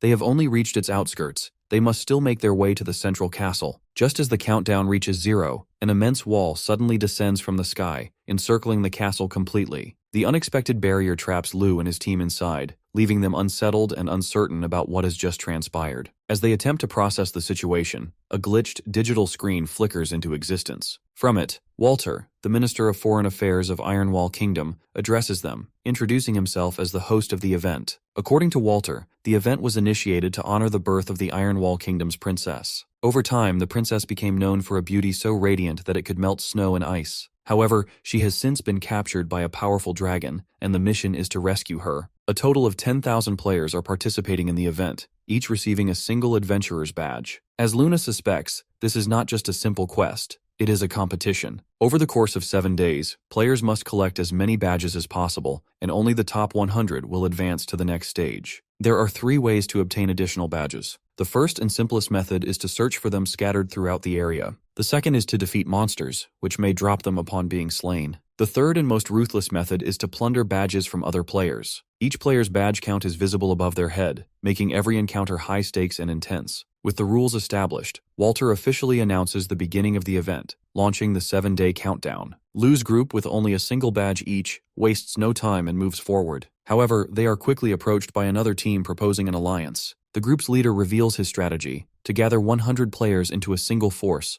ensuring their dominance and securing a spot in the next phase of the competition. However, Lu immediately rejects the offer and continues walking, unfazed by the proposal. This blatant dismissal enrages the opposing leader, who silently vows to eliminate Lu's group should they cross paths again. As they press forward, Faye questions Lu about his decision to turn down the alliance. Lu explains that gathering a group of inexperienced players would be meaningless. He has a strategic reason for his choice. After defeating the bishop, he obtained a rare item, the Godslayer's Guild badge. This badge grants a special effect. Anyone who teams up with Lu will be recognized as part of the Godslayer's Guild, and as the guild's size increases, all members receive attribute bonuses. Because of this, Lu intends to choose his allies carefully, ensuring they are worthy of the power the badge provides. Upon navigating the forest, Lu's group immediately begins hunting monsters, swiftly collecting badges scattered throughout the area. As their badge count grows, they remain on the lookout for more monsters. Soon, Faye spots one lurking ahead and with growing confidence steps forward, insisting that he handle the fight alone. As Faye prepares to unleash his fiery explosion, another player attacks at the same moment. Their combined strikes overwhelm the monster, causing it to fall and drop badges for both of them. Frustrated, Faye accuses the girl of stealing his kill. Equally enraged, the girl refuses to back down and immediately lunges at Faye, aiming to take his badges by force. Faye, reluctant to fight a girl, retreats while calling out to his brother for help. In an instant, Lu appears, pressing a knife to the girl's neck. However, she quickly calls for reinforcements. Her sister arrives in a flash and she grabs both Faye and Luna mid-charge, effortlessly restraining them. Now they stand face to face, Lu holding the girl at knife point, while her sister holds Faye and Luna in a firm grip. The woman, let's call her Mommy, holds 50 badges, and Luna can clearly sense her strength as she tightens her grip. However, Luna is more concerned about Faye, who is struggling as Mommy chokes him. It should have been me. Determined to free him, Luna activates her Shining Star ability, momentarily disorienting Mami. The tactic works, causing her to loosen her grip. Seizing the opportunity, Luna launches an attack, but Mami reacts just in time, blocking it. Despite the clash, she is impressed by Luna's skills, while Luna, in turn, acknowledges her opponent's strength. Realizing she needs to force Mami into a mistake, Luna casts Crescent Moon, sending a low slashing wave toward her. Mami swiftly avoids it by jumping, but this creates the opening Luna was waiting for. She charges forward, aiming for a decisive strike. However, Mami reacts just as quickly, blocking Luna's attack with ease, making it clear that a direct confrontation won't be enough to save Faye. Meanwhile, the girl Lu is holding starts taunting them, claiming that even with all three of them together, they still stand no chance against her sister. As Luna prepares to attack again, Mami suddenly halts her, shifting her attention to Lu. She points at him, declaring that she wants to fight him instead. Without saying a word, Lu accepts the challenge. In response, Mami secures Faye to the side, ensuring he cannot interfere, and readies herself for battle. As they step toward each other, they suddenly collide, exchanging powerful blows. Their attacks clash with precision, blocking and countering each strike, generating a tremendous surge of energy. Everyone watching quickly realizes that both Lu and Mami are exceptionally skilled fighters, standing at the level of top-tier experts. Lu's movements remain calm and composed, each step calculated and efficient. In contrast, Mami relies on raw power, delivering clean, sharp punches with expert precision. The entire forest lights up from the shockwaves of their battle, each impact shaking the surroundings. As the fight intensifies, Mami grows increasingly impressed by Lu's strength. Amidst the battle, she unexpectedly offers to be his girlfriend, leaving Lu momentarily confused. Her sister, equally baffled, questions her reasoning. Mami then reveals that her intuition has never failed her, and in her assessment, Lu is worth at least 80 points, someone she absolutely cannot afford to let go. Mami dove into esports for 10 years, and although she smoked everyone in sight, nobody dared to frag her in the back room, and alas, her love life stayed as dry as a desert server. With her extensive experience in dating sims, Mami is certain that Lu is the perfect match for her. Declaring this, she slams the ground, unleashing a seismic wave attack while playfully asking if Lu would prefer to start with a romance straight out of a dating sim. Lu, however, declines without hesitation, swiftly stopping her attack. To her shock, before she can react, he has already reached the cage where Faye is trapped and effortlessly cuts it open. As Faye steps out, he teasingly suggests that Lu should consider Mami's offer, pointing out that he has never had a girlfriend before. Hearing this, Mami falls even deeper in love with him, her admiration growing by the second. However, her romantic thoughts are abruptly interrupted as an arrow pierces her arm. She barely has time to register the pain before realizing they are now completely surrounded. Hundreds of players, each adorned with a high number of badges, close in on them. The group leader orders his members to handle the others while claiming Mami for himself, as she holds the highest number of badges. Lu's group and the Mami duo feel a bit nervous but quickly become alert, preparing to fight. Just as the group leader commands his team to attack, an unexpected event shocks everyone. A powerful red beam strikes the ground, forming a barrier around them. Once again, the screen appears, and Walter's assistant briefs all participants about an important rule update. The Ironwall Kingdom will now randomly feature a Grab Blue, Avoid Red event. Areas marked in blue will contain blessings, items, and buffs, while areas marked in red will be filled with traps, punishments, and chaotic space-time distortions. After delivering this announcement, the assistant bids farewell and disappears. Panic spreads among the adventurer group as they realize they are currently standing in a red zone. Suddenly, a notification screen appears, confirming their worst fears. It is a chaotic space-time zone. According to the update, any adventurer who enters the area will be randomly teleported to a different location within the kingdom. As everyone begins teleporting, Lu instructs his group to continue gathering badges and head toward the central area to regroup if they find themselves nearby. Now, only 8,000 players remain, but the truly terrifying part is that the group leader isn't teleported away. Instead, he is left alone with Mami, forced to face her wrath. As she mercilessly takes down other players, the group leader pleads for mercy, even offering to pay her off. However, Mami remains unfazed, channeling all her energy into her iron fists before slamming him into a tree and claiming his badges as well. Just then, she suddenly remembers that she never exchanged names with Lu, and her mind drifts off into a daydream, even imagining the names of their future children. Meanwhile, at another location, Faye and Mami's younger sister Chili introduce themselves on seemingly friendly terms. However, without warning, Chili launches a blast at Faye, forcing him to dodge at the last second. Still holding a grudge over the badge's theft, Chili insists on fighting him. Faye, realizing the misunderstanding, tries to reason with her, but she remains unfazed. As she charges at him, channeling her fireballs, Faye quickly offers her a deal, an exchange of information about their siblings, considering that both Lu and Mami seem to like each other. Stopping her mid-charge, Faye's words catch Chili off guard. This marks the beginning of their bonding as they sit by their own fire, laughing about various things and agreeing to help each other find their siblings. Meanwhile, at another location, Luna finds herself alone, growing increasingly worried. With both communication and the map disabled, she has no way of locating her group. She recalls her father's warnings about advancing to the final stage of the event. Though he has always been cold to her, Luna chooses to see the positive side of it, believing that, in his own way, he cares for her and hopes for her success. Despite having endured painful experiments in the past, she remains determined to do her best and take care of herself. As she reflects on her past, a massive monster with a badge number of 9999 silently emerges from the shadows, preparing to strike. Elsewhere, Lu is engaged in an intense battle against another player, one who appears to be on par with him, matching his strength. 2 hours earlier, when Lu was teleported to a random location, he quickly analyzed his surroundings, studying the position of the beam and the nearby sounds. Realizing that he was alone, he concluded that his group would be safe and decided to focus on collecting badges. Using his stealth skill, enhanced by his white stealth cap, he began his hunt. Not far from his location, a group of players was busy taking down monsters. Like a flash, Lu eliminated both the monsters and the players with a swift, silent slash, collecting their badges in an instant. My guy just mega KS. He knew that while these initial targets wouldn't make a significant difference in his overall badge count,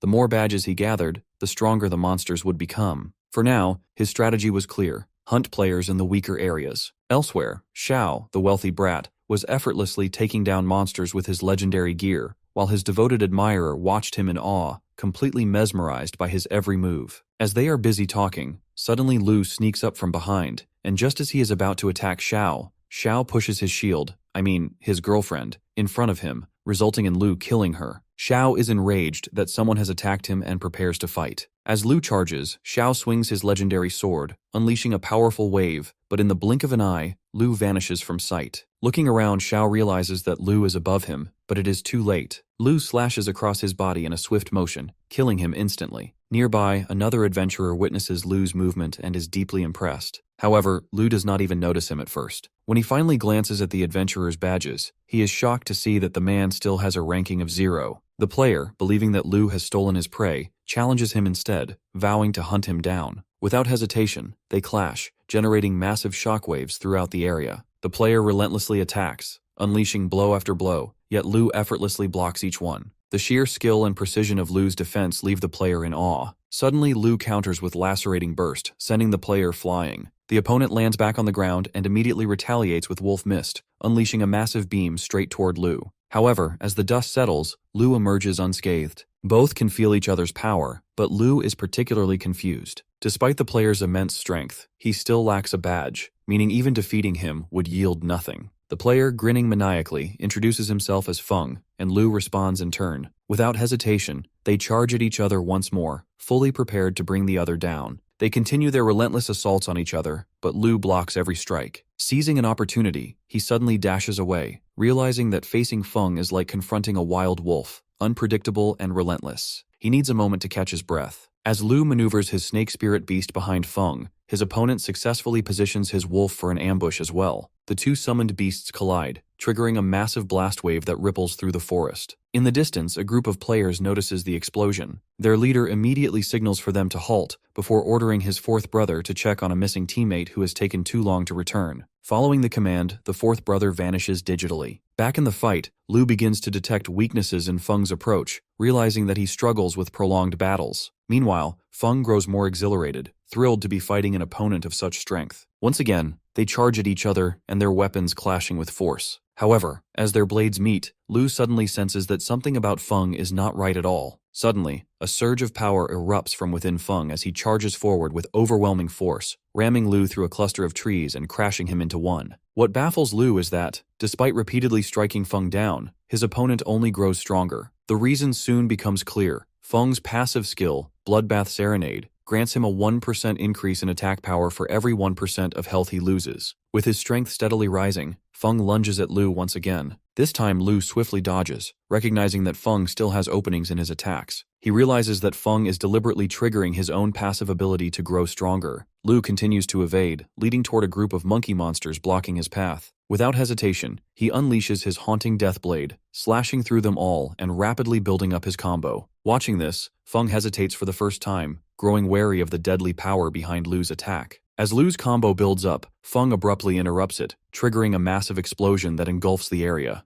Shocked, Lu realizes that Feng possesses the same ability as a limited-time boss he once encountered. Feng recalls his leader's warning about haunting Deathblade and the importance of disrupting its combo. Following that advice, he remains relentless, countering Lu's every move. Despite Lu attempting to unleash his trump card, Feng's passive skill continues amplifying his attack power with each passing moment. Determined, Lu begins channeling an immense surge of energy around him, the sheer force pushing Feng back. Rather than retreating, Feng only grows more exhilarated, claiming that Lu has reignited his thrill for battle. However, high up in a nearby tree, the archer sent by the group leader silently prepares his arrow, aiming to assist Feng in the fight. As Lu charges at Feng, an invisible arrow strikes him mid-motion, sent by the archer. The impact takes him down instantly. Despite receiving assistance, Feng is still shocked by the outcome. Seizing the opportunity, he unleashes Wolf Mist Basket, sending it hurtling toward the airborne Lu before striking him directly. The force of the attack sends Lu crashing into the water below. Both Feng and the archer stand in confusion, realizing that despite seemingly defeating Lu, their badges remain unchanged. The archer, narrowing his eyes, accuses Feng of deliberately letting Lu escape, claiming that he failed to use Wolf Exhaust to finish him off. With an irritating smirk, the archer remarks that if Feng didn't want the kill, he should have left it for their leader instead.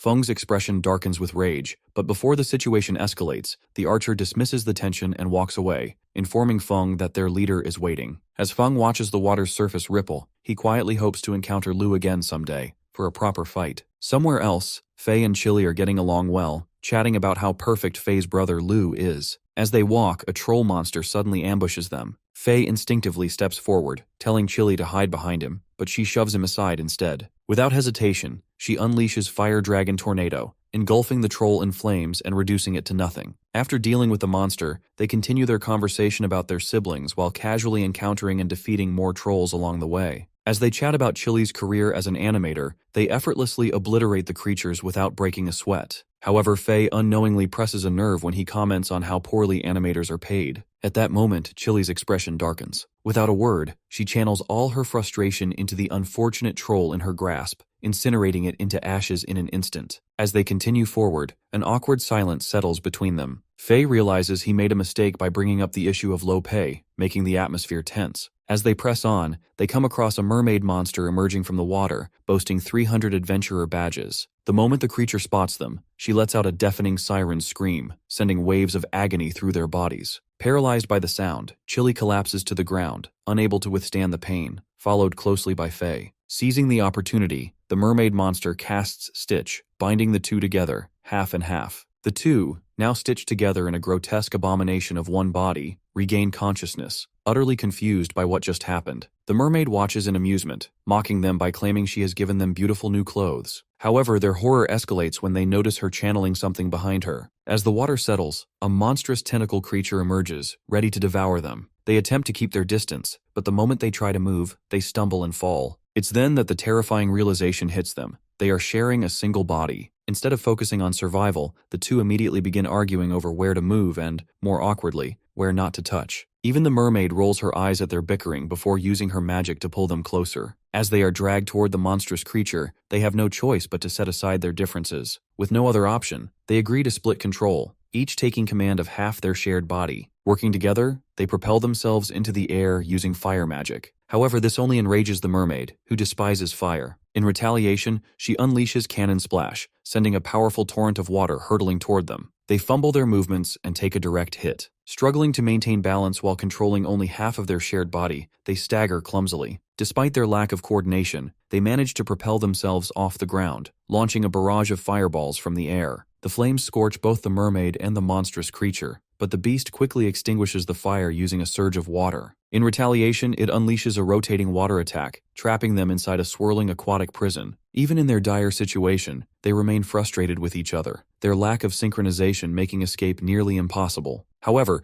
in the midst of their bickering, they suddenly realize something. Without hesitation, they clasp their hands together, channeling their magic into a single unified force. A massive fiery blast erupts in the air, igniting the surrounding water in an explosion of steam and heat. Breaking free from the watery trap, they finally decide to cooperate. As the mermaid, enraged by the flames, prepares to unleash her stitching spell once more, they move in perfect sync. This time, they effortlessly evade her attacks, weaving and dancing around her strikes with newfound agility. Embracing the moment, they call out to C to play music for them. Moving in harmony with the rhythm, they channel their combined power into a massive, devastating torrent of fire. With a final synchronized strike, they unleash the blazing attack toward the mermaid, engulfing her in flames and instantly reducing her to ashes. Meanwhile, elsewhere, the powerful 999 badge monster holds Luna in its grip, furious that she has killed its children. Back in the water, the mermaid monster drops a wealth of experience and equipment, leveling up Chili in the process. Though now separated, Chili and Faye are still holding hands as they sift through the loot, deciding what to pick up. Suddenly, Chili realizes their hands are still clasped. Embarrassed, she quickly pulls away, shifting her attention elsewhere. Flustered, she redirects the conversation, wondering aloud what their siblings might be doing at this moment. Meanwhile, deep in the forest, Mommy stands at the edge of the cliff, the very place where Lou fell into the waters moments ago. The faint scent of Lou's presence still lingers in the air, triggering a sudden wave of fury within her. In a fit of rage, she strikes the entire cliff down, realizing that someone may have caused Lou's fall. A short distance away, Feng sits atop the defeated monster, but a deep sense of unease washes over him as he feels a chilling sensation creeping up his back. However, he is suddenly shocked upon hearing his leader claim that a 500-badge monster is nearby. This only excites Feng further, as his burning fighting spirit from battling Lou has yet to cool down. In the water, Lou floats in his skeleton form, completely unable to move. After being pushed off the cliff, his vigilance remained fixed on the water's surface, preparing to counter from below. However, out of nowhere, he was bitten by a venomous fish. The venom began to make him lose consciousness, prompting him to shift into his skeleton form to avoid being eaten by predatory fish. As he drifts, a whirlpool begins to form, pulling him in. Regaining his senses, he suddenly realizes he is now inside a cave. Regaining his footing, Lou analyzes the holes in the cave walls, realizing they are unnatural and likely the work of a massive monster. With no one else around, he decides to recover, taking a recovery potion before pushing forward. As he ventures deeper into the cave, he discovers an area filled with monstrous green eggs. Shock washes over him when he spots Luna's sword lying near one of them. Without hesitation, he slices the egg open, revealing Luna inside, and quickly pulls her out. However, just as he tries to wake her, the 999 badge monster lurking above suddenly charges at them, radiating a powerful killing intent. As the monster leaps at them, Lou quickly blocks the attack, but despite bracing himself, he can feel the sheer force behind the strike. The monster momentarily backs off before launching a relentless barrage of blows with its multiple hands. Dodging the attacks, Lou calls out to Luna for her spell, and questions how she even discovered such a powerful creature. Enraged, the monster blames them for killing its children. Recognizing the immense threat before them, Lou decides they should fight together, and Luna agrees. With that, they both flash forward, attacking the monster head-on. Luna targets its arm while Lou swiftly dodges to the side, striking from a different angle. Seizing an opening, Luna unleashes her Starlight Slash, forcing the monster to retreat into its hole. Watching this, Lou realizes that the holes he noticed earlier are actually tunnels dug by the creature, an escape route it had prepared in advance. As the monster retreats, the ground suddenly begins to tremble. Sensing the danger, they leap away just in time as the creature's tail erupts from below, narrowly missing them. There is no clear opening in the monster's relentless attacks, prompting Luna to suggest splitting up, hoping that multiple targets will create an opening. As they separate, the monster focuses on Luna, giving Lou a chance to counter. Analyzing the speed and timing of its strikes, he swiftly slashes off its tail, causing the creature to stagger in agony and let out a piercing scream. Writhing in pain, the monster furiously strikes the ground, generating a massive shockwave. Despite blocking the incoming debris, the duo quickly realizes they are no match for this beast. So, Lou suggests that Luna recover while he pushes forward to keep the monster occupied. However, even after attacking and blocking for 2 hours, the creature, though battered, still stands with its health intact. Lou reassures Luna that the monster must be on the verge of collapse. However, to their shock, the beast suddenly devours one of its own eggs, instantly restoring itself to full strength. With that, it unleashes a terrifying nightmare cage screech, freezing them both in place. This moment pulls Lou deep into his thoughts, transporting him to a conversation with himself in a coffee shop. He reminds his character that the answers lie within his heart, to which his character insists that he does not want to give up. The character argues that they have a lead on infernal purgatory from Wu, which might help them find their brother. However, this only angers Lou, who believes he is deceiving himself and losing sight of reality because of the game. Mocking his character, he argues that instead of wasting time searching for his brother, he should honor his brother's will by doing something more meaningful. This leaves his character deep in thought. Lou then stands up, reassuring him that everything will be all right. Instead of aimlessly chasing a lost cause, he suggests opening an orphanage, a place where children without families can find a home. That, he insists, is what he should be doing instead of gallivanting through some game. As he speaks, his character, consumed by rage, grabs Lu by the throat, accusing him of being a heart demon within a nightmare conjured by the monster. Realizing the illusion, Lu shatters it and returns to the present, where the monster is holding both him and Luna, preparing to crush them with its massive fist. In a blink, Lu regains consciousness and swiftly slashes through both of the monster's hands, breaking free. Without hesitation, he gives Luna an illusion-breaking potion, instantly waking her up as well. The monster, unfazed, questions whether it would have been better for them to perish within its illusion.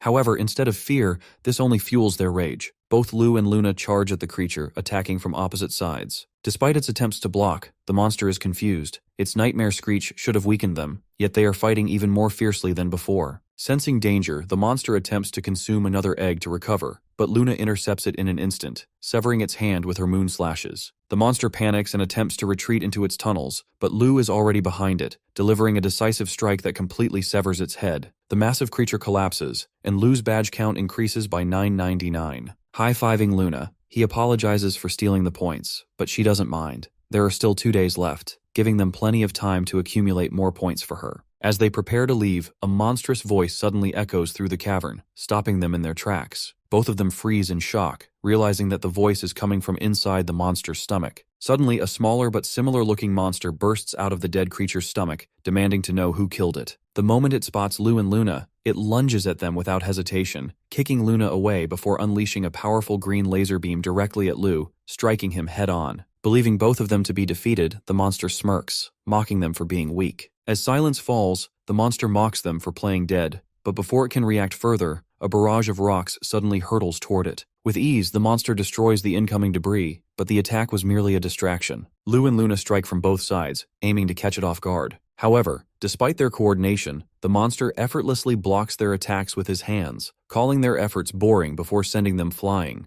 Growing overconfident, the monster gives them one last chance, claiming their attacks are hardly entertaining. Seizing the opportunity, Luna gathers all of her remaining strength and charges forward, with Lu flanking from the opposite side. As she swings at the monster, it easily bends away from her attacks, ridiculing their weak efforts. However, just as it smirks in amusement, it catches sight of Lu from the other side, realizing too late that Luna's attack was just a distraction. The moment the monster tries to counter with its beam, Lu is already prepared, activating his backstab skill and slashing the monster from behind. Wounded, the monster snaps in rage and absorbs the life force of a nearby egg, fully recovering in an instant, shocking the duo. They quickly realize that as long as those eggs remain, killing the monster is impossible. Pointing at them, the monster acknowledges their teamwork but sneers that, individually, they are too weak. To prove his point, he casts a duplication spell, creating 2 identical copies of himself before relentlessly attacking both Lu and Luna at the same time. Despite now being split into 2, the monster's overall strength has diminished, but its resistance remains overwhelming.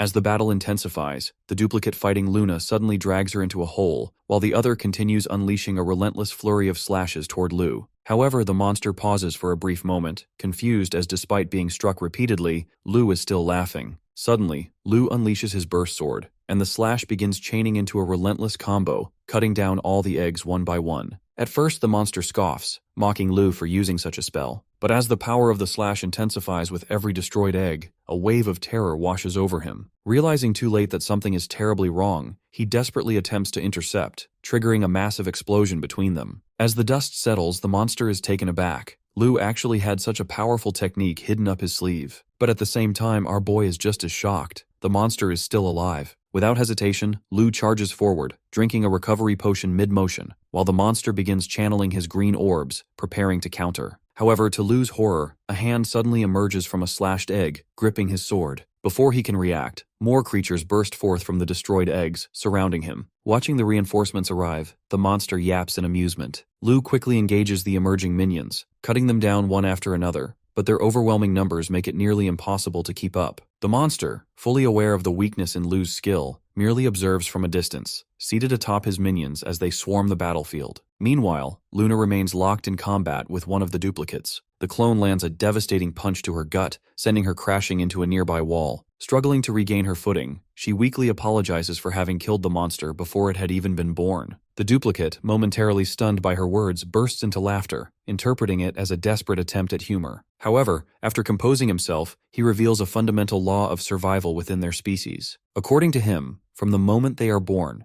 they instinctively turn against their maternal being, a process that strengthens them. Without hesitation, the duplicate lunges at Luna, while simultaneously unleashing his nightmare cage spell. A paralyzing fear takes hold of her, forcing a blood-curdling scream. Lu continues fighting the minions, unable to help as he hears Luna scream. The relentless swarm keeps coming at him, forcing him to cut them down in overwhelming numbers. The sheer volume of defeated minions forms a massive pile of bodies, and amid the chaos, Lu suddenly vanishes. The system announces that he has reached level 30 and has obtained the random ability Shadow Clone, allowing him to create a duplicate that will assist him in battle. As the monster, growing impatient, climbs atop the mound of corpses, it is shocked to find Lu gone. Frustration turns to unease as it notices one of its own minions behaving strangely, slashing wildly at its allies. A creeping sense of dread sets in as the monster realizes Lu might still be alive. Before it can react, Lu strikes with the combined power of Shadow Clone, unleashing his haunting blade. The deadly technique tears through the remaining minions in a relentless assault, its force so immense that it pierces the ground and emerges from below. Channeling the attack further, Lu directs it toward the monster, shattering its form with thousands of devastating slashes. Meanwhile, in front of Luna, the duplicate enemy, now significantly weakened, begins pleading for mercy, promising to follow her commands. However, without hesitation, she casts Crescent Spell, unleashing a powerful blast that annihilates him instantly. With that, the event comes to an end, and all players are summoned to the central gate. As they gather, uncertainty fills the air, with many wondering whether they will be advancing to the next stage. Mommy, along with Chili and Faye, sits in silence, their concern growing as Lu has yet to arrive. Growing impatient, Mommy orders both of them to gather information about Lu's attacker. Faye, upon hearing of the attack, becomes visibly anxious, prompting Mommy to reveal her suspicion that Lu may have been ambushed and killed while searching for her. However, Faye refuses to believe it, confident in his brother's strength. His certainty brings some relief to Mommy, but before they can continue their discussion, Lu's voice suddenly calls out from behind them. He appears carrying Luna on his back, and upon seeing him, the group finally relaxes. While most feel relieved, Mommy is visibly irritated. Stepping forward, she confronts Lu and introduces herself as Hua Jiao. Without hesitation, she boldly declares herself as Lu's future wife, shocking everyone around her. As the crowd buzzes with speculation over badge numbers, the screen above them lights up once more, displaying Walter's announcement of the top 100 players. Lu is in third place, with 2 players above him and 3 below him from the Daybreak clan, while Hua, Luna, and the rest follow behind. Players are shocked to see the first place holder earning 5,000 points, wondering who it could be. Their attention soon shifts to the Daybreak Guild leader, realizing he is the one. The Daybreak Guild is currently the 3rd-ranked union guild in the entire server, known for securing multiple victories in other games before this one. However, their focus quickly turns to Lu's name, questioning how he managed to rank above the Daybreak clan members. Meanwhile, Hua remains preoccupied with trying to make Lu marry her, but he, uninterested, brushes her off while noticing Feng sitting among the Daybreak clan members. Walter then showers the top 100 players with experience points, causing most of them to level up.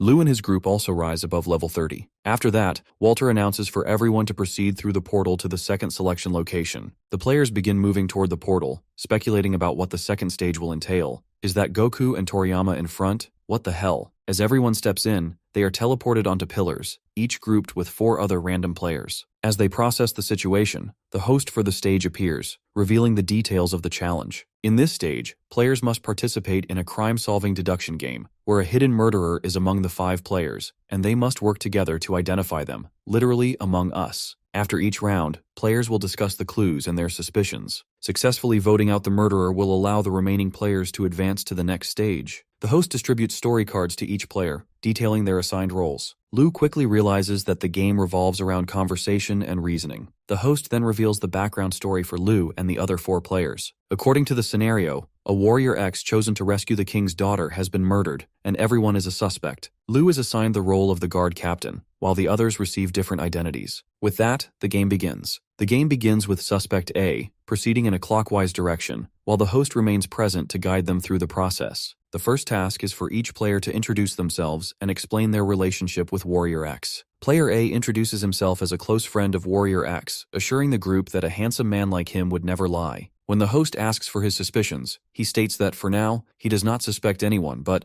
based on appearances, he is wary of the mage, Player E. It is now Player B's turn, the daughter of a minister. She claims that Warrior X once saved her life and, as proof, explains that she was bedridden for years, making her too powerless to kill anyone. As for her suspicion, she points toward Lu, arguing that people have seen him with Warrior X. Now it is Lu's turn to speak. He claims that he has no relationship with Warrior X. As proof that he is not the murderer, he explains that he had a quarrel with X after discovering that he was a womanizer chasing fame. As a guard, he cannot go against the king's will, making him unlikely to be the murderer. For his suspicion, Lu points out that based on the gathered information, Player B's relationship with X seems unusual. Next, it is Player D's turn to speak. She introduces herself as a scholar who interviewed X and wrote his biography. As proof of her innocence, she argues that she is the simplest person present, and as a scholar, she has no time for murder. Additionally, she points out that her height is quite low, while the dagger that killed X was found at a higher position, making it unlikely that she could have committed the crime. When asked who she suspects, she admits she is unsure but suggests eliminating weaker players, as they might become dead weights and drag everyone down. Now it is the mage's turn. He introduces himself as a high priest who conducted rituals for the kingdom. As proof of his innocence, he claims that he was the one who discovered Warrior X's body while attempting to call him back from a deviation spell. He adds that he also performed a prayer for Warrior X. Regarding his suspicions, he states that the least suspicious person might actually be the one behind it all. With that, the first round of speeches comes to an end. 3 players vote to eliminate Player A. Despite A's protests, the host eliminates him and reveals his identity as a team member. However, the game continues. The host updates their backstory cards with new clues, and the remaining players must now share their personal opinions on the new information.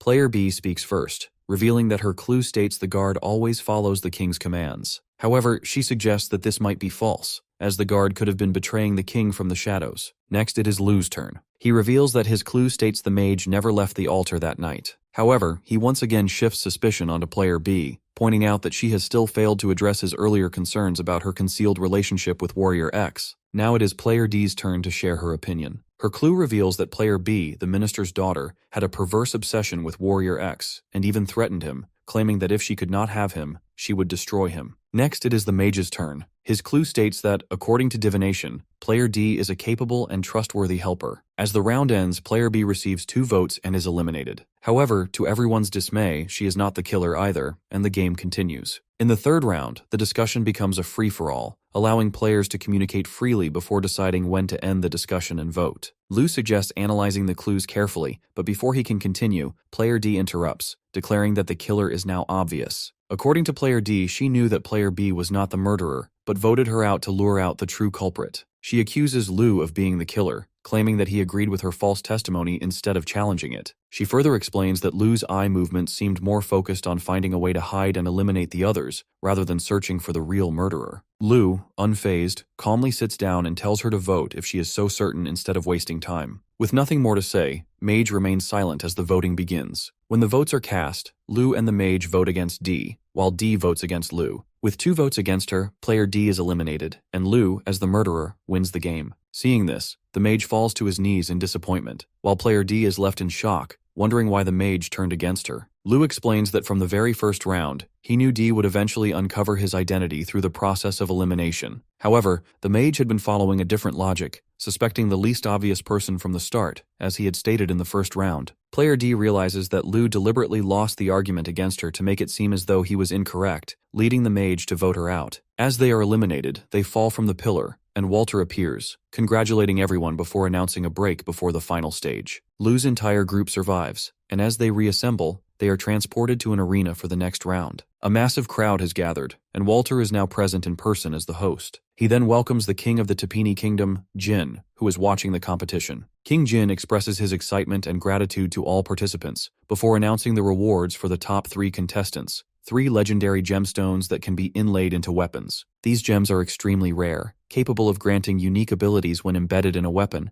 and are worth hundreds of millions due to their high demand and non-existent supply. Upon hearing this, the leader of the Daybreaker Guild orders his men to do whatever it takes to secure all 3 gemstones for their group. The crowd erupts with excitement as the king officially announces the start of the next round. With that, Walter steps forward and introduces the rules of the competition. The competition is a one-on-one battle where the objective is to knock the opponent off the platform. The final champion will receive a massive amount of experience and prestige, along with the legendary gemstones. Additionally, they will have the privilege of choosing their companions for the mission to rescue the king's daughter. The matchmaking, however, is random, and Lu's number is drawn first for a fight against another player. As his group cheers him on, Lu recalls having participated in similar arena matches before. However, as he steps onto the battlefield, he is caught off guard by the sight of his opponent. Lu's opponent is the warrior he once defeated during his first ever boss event. the same man who sought the treasure but was slain in the process. Since then, the warrior has grown stronger, having learned from his previous defeat at the hands of Lu's skeletal form. However, he remains unaware that he is now facing the very same boss, only in human form. A lone wolf by nature, the warrior is determined to grow stronger with each battle, overcoming even the most impossible odds. With unwavering resolve, he challenges Lu to strike first. Yet before his words can fully leave his mouth, Lu has already slashed his throat, eliminating him in an instant with effortless precision. As the warrior's body begins to dissipate, disappointment washes over him as he had hoped to showcase his true power, but was defeated before he even had the chance. The host promptly announces Lu's victory, while members of the Daybreaker Guild recognize him from the stage where they had once attempted to kill him. Next is Luna's turn, and she swiftly defeats her opponent with her refined and precise swordsmanship, securing her own victory with ease. Faye too fries his opponent's balls and makes it to the top 16 with the others. Mommy literally sends a guy to Mars with her powerful attack, and upon seeing her fight, the Daybreak Guild recognizes her fighting style. The next match is Chili against one of the Daybreak members, Diane. They both confidently step onto the stage, backed up by the cheers of their mates. The audience players were also pretty thrilled to see professional players fight. Chili too is confident, and in response, Diane straight up calls her chest, resembling an airport runway. This enrages Chili, and with that she charges at Diane, but Diane easily dodges the attack by swiftly moving to the side. The match grows more intense as both fighters exchange attacks, but despite avoiding most of them, Diane starts taking damage. Realizing she needs to get serious, Diane uses her death-summoning technique, Flame Spirit, to summon a fiery hound and sends it toward Chili. Caught off guard, Chili tries to evade the beast by leaping into the air, but to her shock, the creature teleports in front of her and strikes. Faye grows worried for her, while Mommy remains unfazed, knowing that the summoned beast possesses a higher attack power than Chili. Seeing Chili injured, Diane suggests that she surrender, but Chili brushes it off and charges toward her. As she nears, Chili unleashes a fiery tornado. Diane attempts to dodge, but Chili suddenly teleports behind her and strikes with the tornado, defeating her instantly. Believing she has won, Chili fails to realize that Diane is still alive. In a swift counterattack, Diane uses her death-summoning technique, summoning 5 of her beasts and launching them at Chili, sending her flying. The host, stunned by the turn of events, announces Diane's victory as Chili is unable to stand. He then praises the resilience of the Daybreak Guild and declares the start of the next round of the competition. As the dust settles, Chili's teammates pick her up, reassuring her that she fought well despite losing. However, Chili remains deeply disappointed in herself and starts crying. Wiping away her tears, she seethes with determination,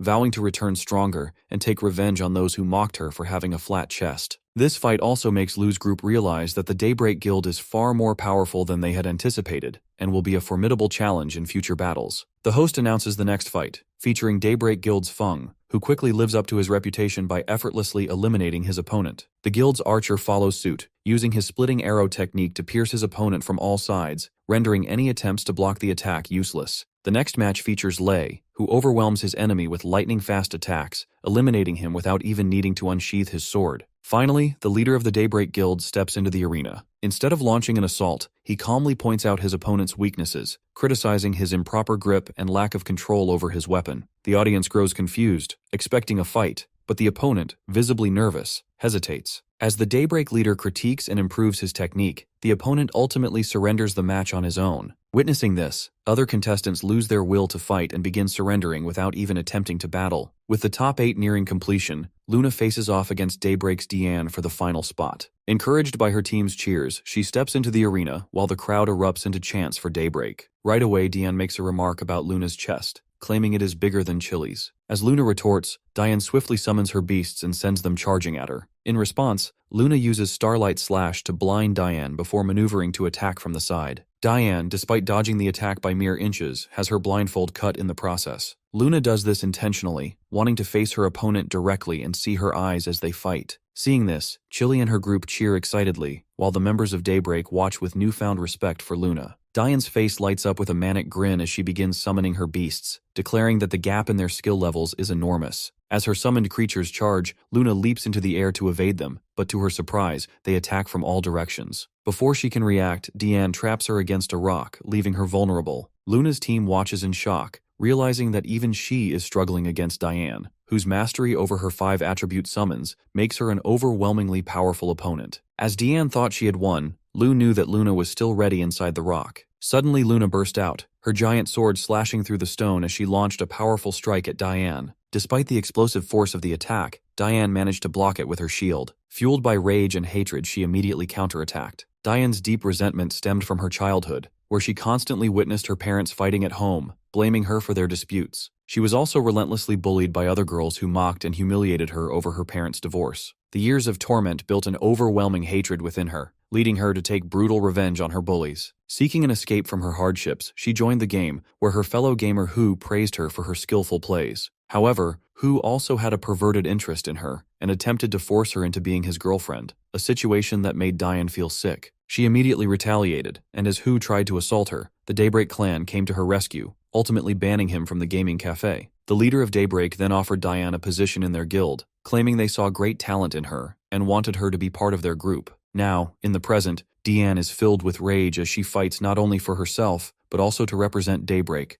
the guild that saved her life. Determined to win for them, she unleashes her 5 summons attack, combining it with a sure kill technique to send a massive beam toward Luna. The sheer force of the attack appears to completely wipe Luna out of the arena, leaving the entire crowd in shock. However, Lu knows that Luna is clever. To everyone's shock, Luna is still in the game, balancing on her sword at the edge of the stage. As she jumps back onto the battlefield, Diane is momentarily stunned, believing Luna had leaped from the ground. However, the audience knows otherwise. Now it is Luna's turn to attack. With a powerful swing, she sends a slash wave toward Diane, who blocks it with her own. Suddenly, a few bright stars shine in the sky, momentarily blinding Diane. As she struggles to process the sudden light, stars begin raining down upon her summons, eliminating them all. Forced to retreat into her barrier, Diane remains on guard. Luna seizes the opportunity, using her giant sword slash as a distraction before swiftly jumping behind Diane. Catching her off guard, Luna strikes from behind, landing a decisive slash and winning the round. Despite her victory, Luna extends a hand of friendship, helping Diane up as she claims the final spot in the top rankings. The next round of eliminations will narrow the contestants from 8 to 4, and with only the most powerful players remaining, the battles are bound to become even more intense. The contestants get a brief break as the arena undergoes repairs. As Luna rejoins her group, they praise her for her impressive performance. However, deep down, she knows that her opponent had been fighting under immense pressure. Luna's intuition is correct. Diane stands before her guild, feeling deeply disappointed and questioning her worthiness to be part of their team. However, the leader reassures her, reminding her that she is talented but simply hasn't had enough time to practice, as she is still new to the guild. This match serves as a wake-up call for the guild, making them realize that their opponents are not to be underestimated. With the arena now fully repaired, the next round begins. The first match puts Lu against Daybreak's Feng. Feng, eager for the challenge, boldly declares his intent to fight Lu to the very end. As soon as the round starts, both fighters charge at each other with full force. The moment they collide, the entire stage shatters once again. Both fighters unleash relentless attacks, blocking and dodging each other's blows without either backing down. Despite struggling, Feng grows more excited, realizing that Lu is even stronger than before. They charge at each other once again, moving with blinding speed and creating an electrifying atmosphere in the arena. The Daybreak Guild watches in awe, impressed by Lu's performance, while Lu's team grows increasingly concerned about Feng's speed and strength. As the battle intensifies, Feng rips off his shoulder plate, claiming it was just a warm-up. In response, Lu removes his cape, and with that, they resume their assault. As Lu swings his sword, Feng catches it with his bare hands, spins around, and hurls it away. Now forced into hand-to-hand combat, they exchange a flurry of punches. Feng relentlessly throws strike after strike, but Lu manages to block each one. However, Feng soon finds an opening, knocking Lu to the ground. As Lu gets back up, he quickly counters with a powerful knee to Feng's face. Both fighters land brutal blows, turning the match into a bloody spectacle. With each passing moment, the fight grows more vicious. Lu begins to show signs of exhaustion, and Feng seizes another opportunity, landing a devastating punch that sends Lu crashing into the ground. However, instead of celebrating, Feng freezes in terror, realizing something is wrong. Without hesitation, he turns and starts running. Lu deceives Feng,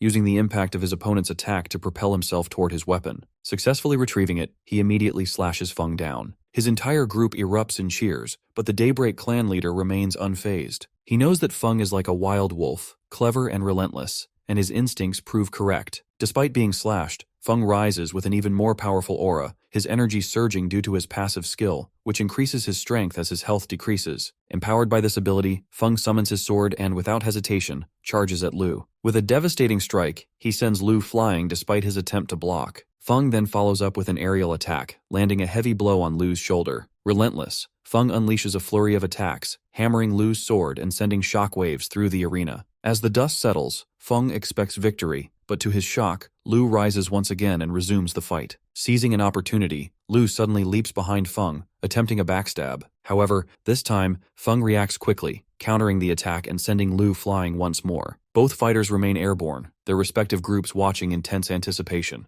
Moments later, they crash back onto the ground. Now Feng stands fully engulfed in power and aura, determined to bring this battle to an end. With his blade raised, Feng activates his forced battle intent, targeting Lu. This ability makes Lu unable to dodge Feng's attacks and leaves him vulnerable for 10 seconds. Seizing the moment, Feng unleashes his wolf strike, preparing to strike Lu with full force. However, our boy, having fought so fiercely for so long, summons another weapon to fight with both hands. This new weapon, Hidden Dragon in the Abyss, was earned by Lu after killing the bishop and is incredibly powerful. The two clash with a burst of energy, Lu's dragon attack countering Feng's. Both fighters become fueled by the thrill of the battle, excitement driving them to push their limits. As they collide, a powerful beam of energy extends into the air, creating a thick cloud of smoke around them. The arena is engulfed in dust, and for a moment, neither can see the outcome of the battle. As the dust settles, two cliffs remain. Feng lies on one, and Lu stands victorious on the other. The host announces Lu's victory, advancing him to the next stage. The Daybreak Guild is surprised to see their talented Feng lose in a straight-up brawl, despite dealing more damage during the final exchange of moves. However, the guild leader understands that Feng's greed to get stronger, fueled by his passive spell, caused him to lose health, ultimately leading to his defeat. The leader also realizes that Lu hasn't shown his full potential yet, making him a particularly intriguing opponent. Meanwhile, in the arena, Lu helps Feng to his feet. Feng is impressed by Lu's last move, Hidden Dragon in the Abyss, and is satisfied with the outcome of the fight. Lu, in turn, praises Feng's strength, acknowledging the difficulty of the battle. Feng offers Lu a position in the Daybreak Guild, but Lu declines, revealing that he has more important matters to attend to. So, Feng invites Lu to a real-life barbecue party sometime, and Lu agrees. With that, the host announces a break as the arena needs repairs once again. He turns to the king, asking how much further they should reinforce the arena. The king orders the highest level of reinforcement and urges them to hurry. While the king appears healthy from the front, he is actually gravely ill, with cords attached to his body, and he has little time left. After a while, the arena is repaired, and the matches start again.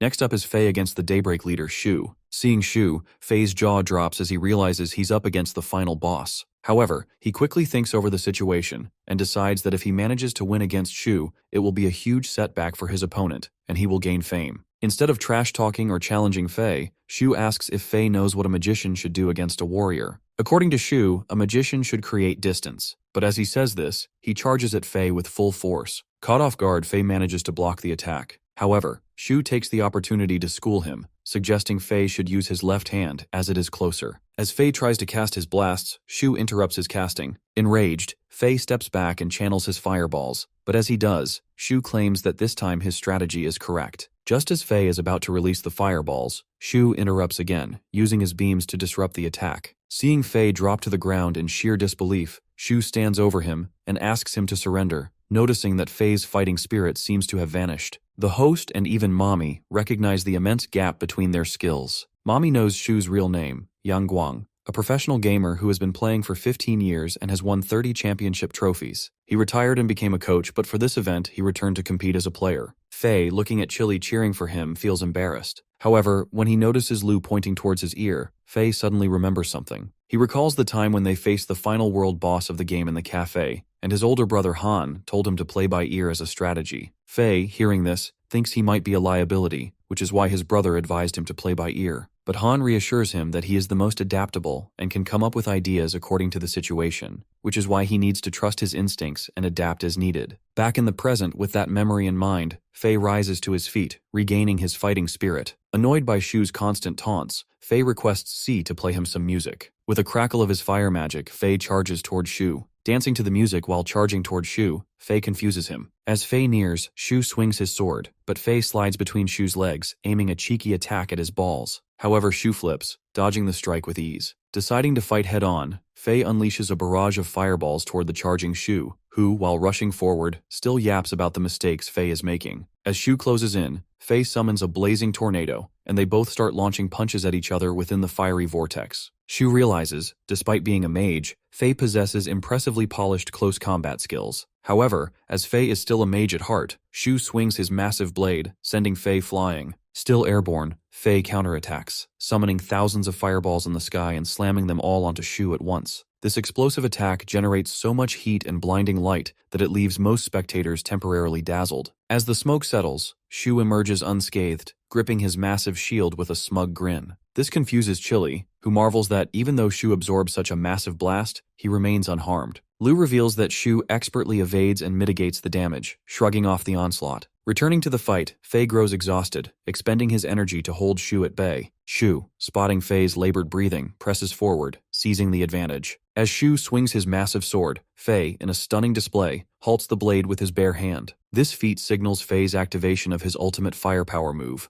a legendary skill that consumes all his mana points to grant him immense power. Shu, taken aback by the sight of such a strong technique, falters, but Faye wastes no time. He delivers a brutal kick, sending Shu soaring through the air. As Shu struggles to process, Faye flashes behind him in a blur of motion and, with another powerful strike, sends him crashing into the ground. Faye follows up relentlessly, conjuring his signature flaming tornadoes, which swirl with ferocious intensity, impressing both groups of onlookers. Channeling every ounce of his remaining spells and energy, Faye summons a colossal Goku-like fireball and hurls it toward Shu with unyielding ferocity. Seeing the attack coming, Shu knows that tanking it would be fatal, so he swiftly uses his shield parry skill, which can reflect a single enemy attack. As Shu sends the massive fireball back, Faye finds himself completely out of mana, leaving him unable to dodge. The attack hits him directly, sending him crashing to the ground. Shu, standing victorious, praises Faye's spell usage, calling him talented. Suddenly, a gust of wind blows past him, drawing everyone's attention to his impressively sculpted cheeks. The entire crowd finds itself momentarily distracted, marveling at the sheer definition of his rock-hard butt. Meanwhile, as Faye lies defeated on the ground, he feels no disappointment in himself. Instead, he remains focused, knowing that he has gathered valuable information about Shu,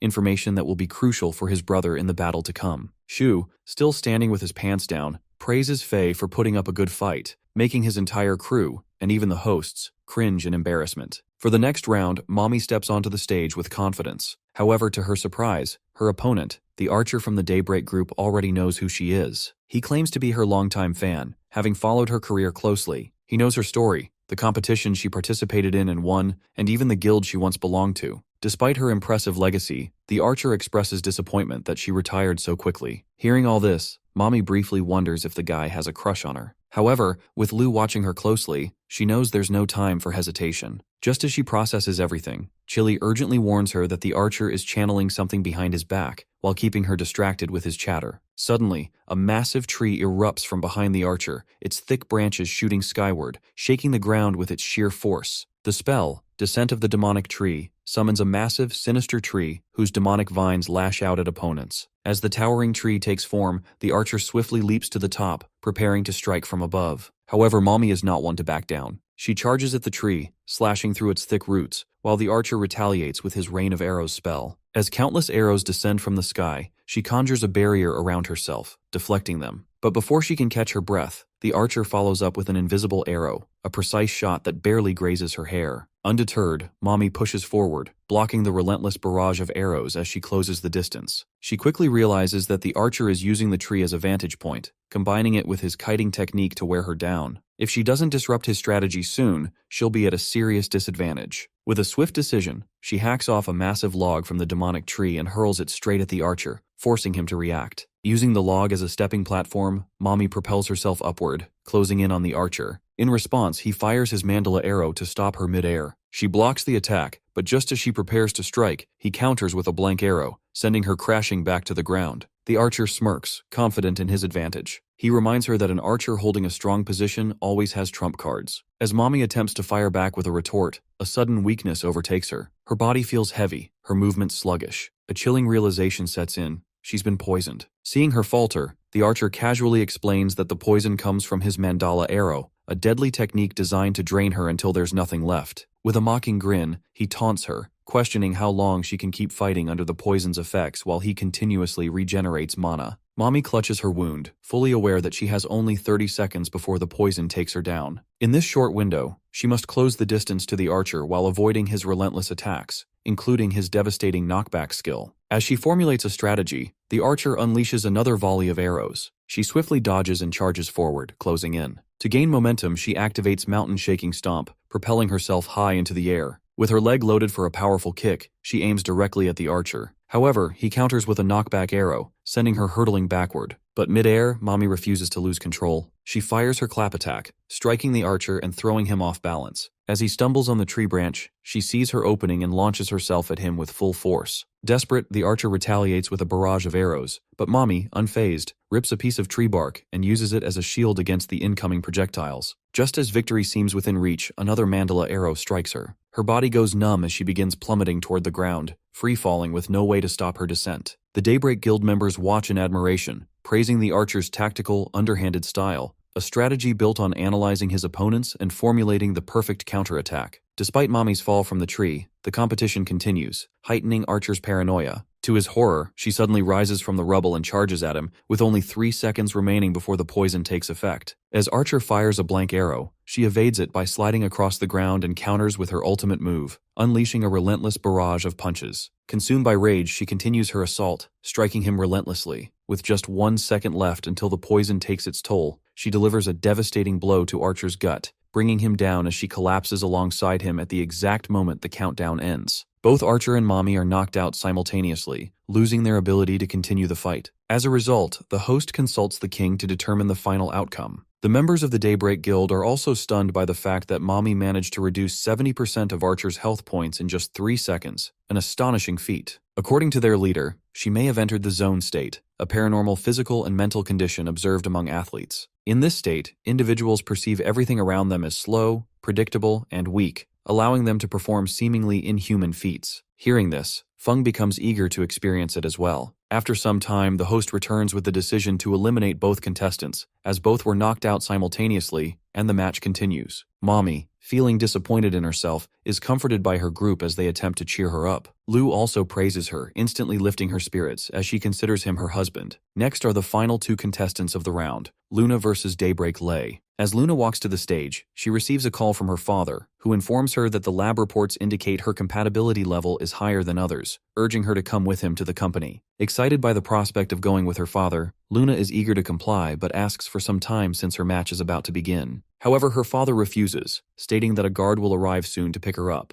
As he speaks, chaos erupts in the aquarium, with sharks going wild as the larger ones relentlessly devour the smaller ones. Back in the game, Luna apologizes to her teammates, explaining that she needs to leave. They reassure her not to worry, reminding her that Lu is still in the competition. With that, she logs off, resulting in Daybreak Lei advancing to the next stage without a fight. With only 3 players remaining for the finals, the host, following a majority decision, pairs Daybreak Lei against their leader, Shu, in a semi-final match. This excites Lu's group, as it means he advances directly into the finals. Meanwhile, within the Daybreak team, a discussion arises about Lei forfeiting the match. However, Lei insists on fighting Lu. In response, Shu steps back and forfeits the match to avoid an unnecessary battle between their own members. The host acknowledges this as a wise decision and officially announces the final match between Lu and Daybreak's Lei. As their names are called, Lu's group cheers for him, but just as he is about to step onto the stage, Feng stops him, revealing critical information about Lei to balance the match. Having observed some of his cards during their previous fight, Feng claims that there is no way Lu can defeat her. With that, both contestants step onto the stage, and the final round begins. As the whistle blows, both fighters charge at each other with their stealth skills active, vanishing from sight. Completely invisible, they reappear by launching and blocking each other's attacks. Their battle unfolds in a flurry of rapid movements, so fast and intense that the onlookers feel as if multiple fighters are clashing across the arena. Seizing a slight opening, Lu swings at Lei, but she effortlessly dodges and counters with a barrage of kicks, driving him back. Refusing to back down, both strike each other simultaneously, creating a powerful shockwave that sends them flying in opposite directions. Watching this, Lu's group realizes that the two seem to be on the same power level. They lunge at each other once more, unleashing a series of skillful attacks after catching their breath. As Lu charges forward, Lei swiftly evades and counters, forcing him into a vulnerable position. With his back turned, she follows up with a mighty kick, but at the last moment, Lu reacts. He blinks behind her just in time, using his backstab ability. As he is about to strike, she also swiftly uses backstab behind Lu, landing a precise hit. She follows up with a flying cross armbar, forcing Lu into a struggle to retrieve his weapon. Despite the disadvantage, he manages to get a hand on it and pushes her off. While fighting her, Lu begins to realize that she is testing him. He recalls Feng mentioning that Lei is exceptionally strong and was once a renowned mercenary captain.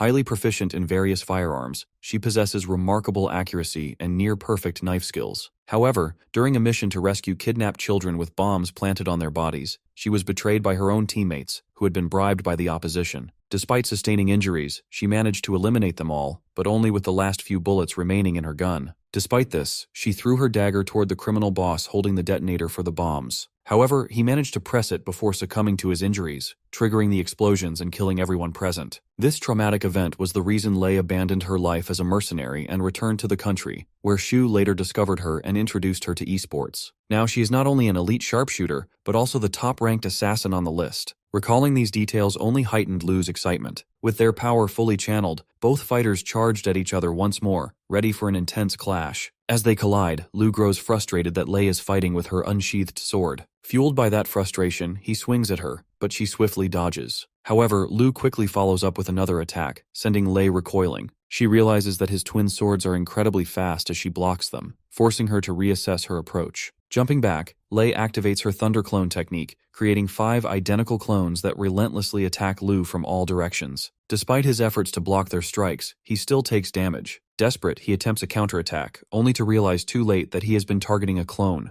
The real Lei is behind him. Reacting swiftly, Lu casts his backstab and clone spell, striking Lei from both the front and back simultaneously. Lei manages to escape by sidestepping, and her crew watches in awe at the sheer number of tricks Lu has up his sleeve. However, Feng understands the reality. Despite Lu's efforts, he stands little chance against an enraged Lei. Back in the battle, Lei finally unsheathes her blade, unleashing an immense surge of energy that crackles through the air. She declares that its power is too overwhelming, which is why she had refrained from using it until now. Without hesitation, she sends a massive slash toward Lu, striking him with incredible force. As Lu struggles to recover, his clone charges at Lei in an attempt to stop her, but she reveals that her Thunder Sword attack is unstoppable until its target is eliminated. Meanwhile, Lu, overwhelmed by the immense skill pressure, finds himself unable to move. Desperate, he activates his Dragon Abyss spell, countering Lei's attack just in time. A colossal lightning strike descends upon her, shaking the battlefield with its sheer force. The entire crowd is gripped by the overwhelming energy and destructive power of the clash. Even the Daybreak group watches in shock, their eyes widening as they witness something completely unexpected. As the dust settles, Lu warns his clone to stay alert, but before it can react, Lei suddenly emerges from a portal and stabs him. It is her Divine Escape passive skill, which allows her to retreat into a portal whenever she receives lethal damage. However, Lei is taken aback when she realizes that she has struck Lu's clone.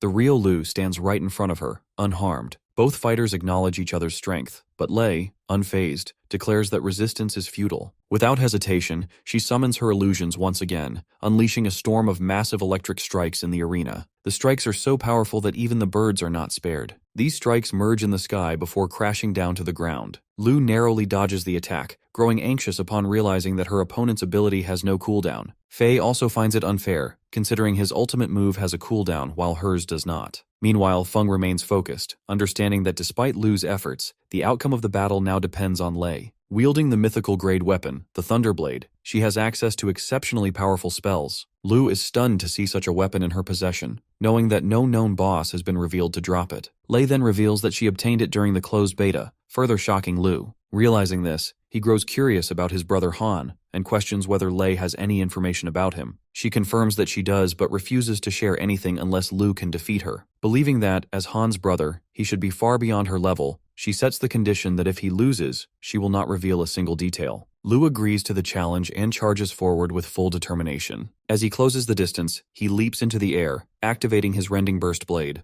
Lei counters immediately with Thunder Explosion, unleashing a massive blast. Despite absorbing the impact, Lu continues to fight against her clones while being attacked from all sides. Although he takes several hits, he manages to eliminate all the clones. However, the effort leaves him severely injured. Observing his weakened state, Lei remarks that he will not survive long enough to learn anything about his brother. This ignites a renewed sense of determination in Lu, driving him to launch another attack. Lei, however, sees through his strategy instantly. As a clone rushes toward her from the front, she quickly deduces that the real Lu is approaching from the side. Reacting swiftly, she slashes at the approaching figure, only to be caught off guard. Lu, using his place swap skill, switches positions with his clone at the last moment, trapping them both within the encircling force of his rendering spell blade. Lei realizes that he intends to take her down with him, but before she can react, she is stunned by the sight before her. Standing in front of her, radiating an immense and terrifying aura, Lu has entered his maniac Asura form. The energy from Lu's form is so intense that it begins to crack Lei's mask. This triggers a memory from 2 years ago, when she and Shu were the only ones left standing after a brutal battle in the game.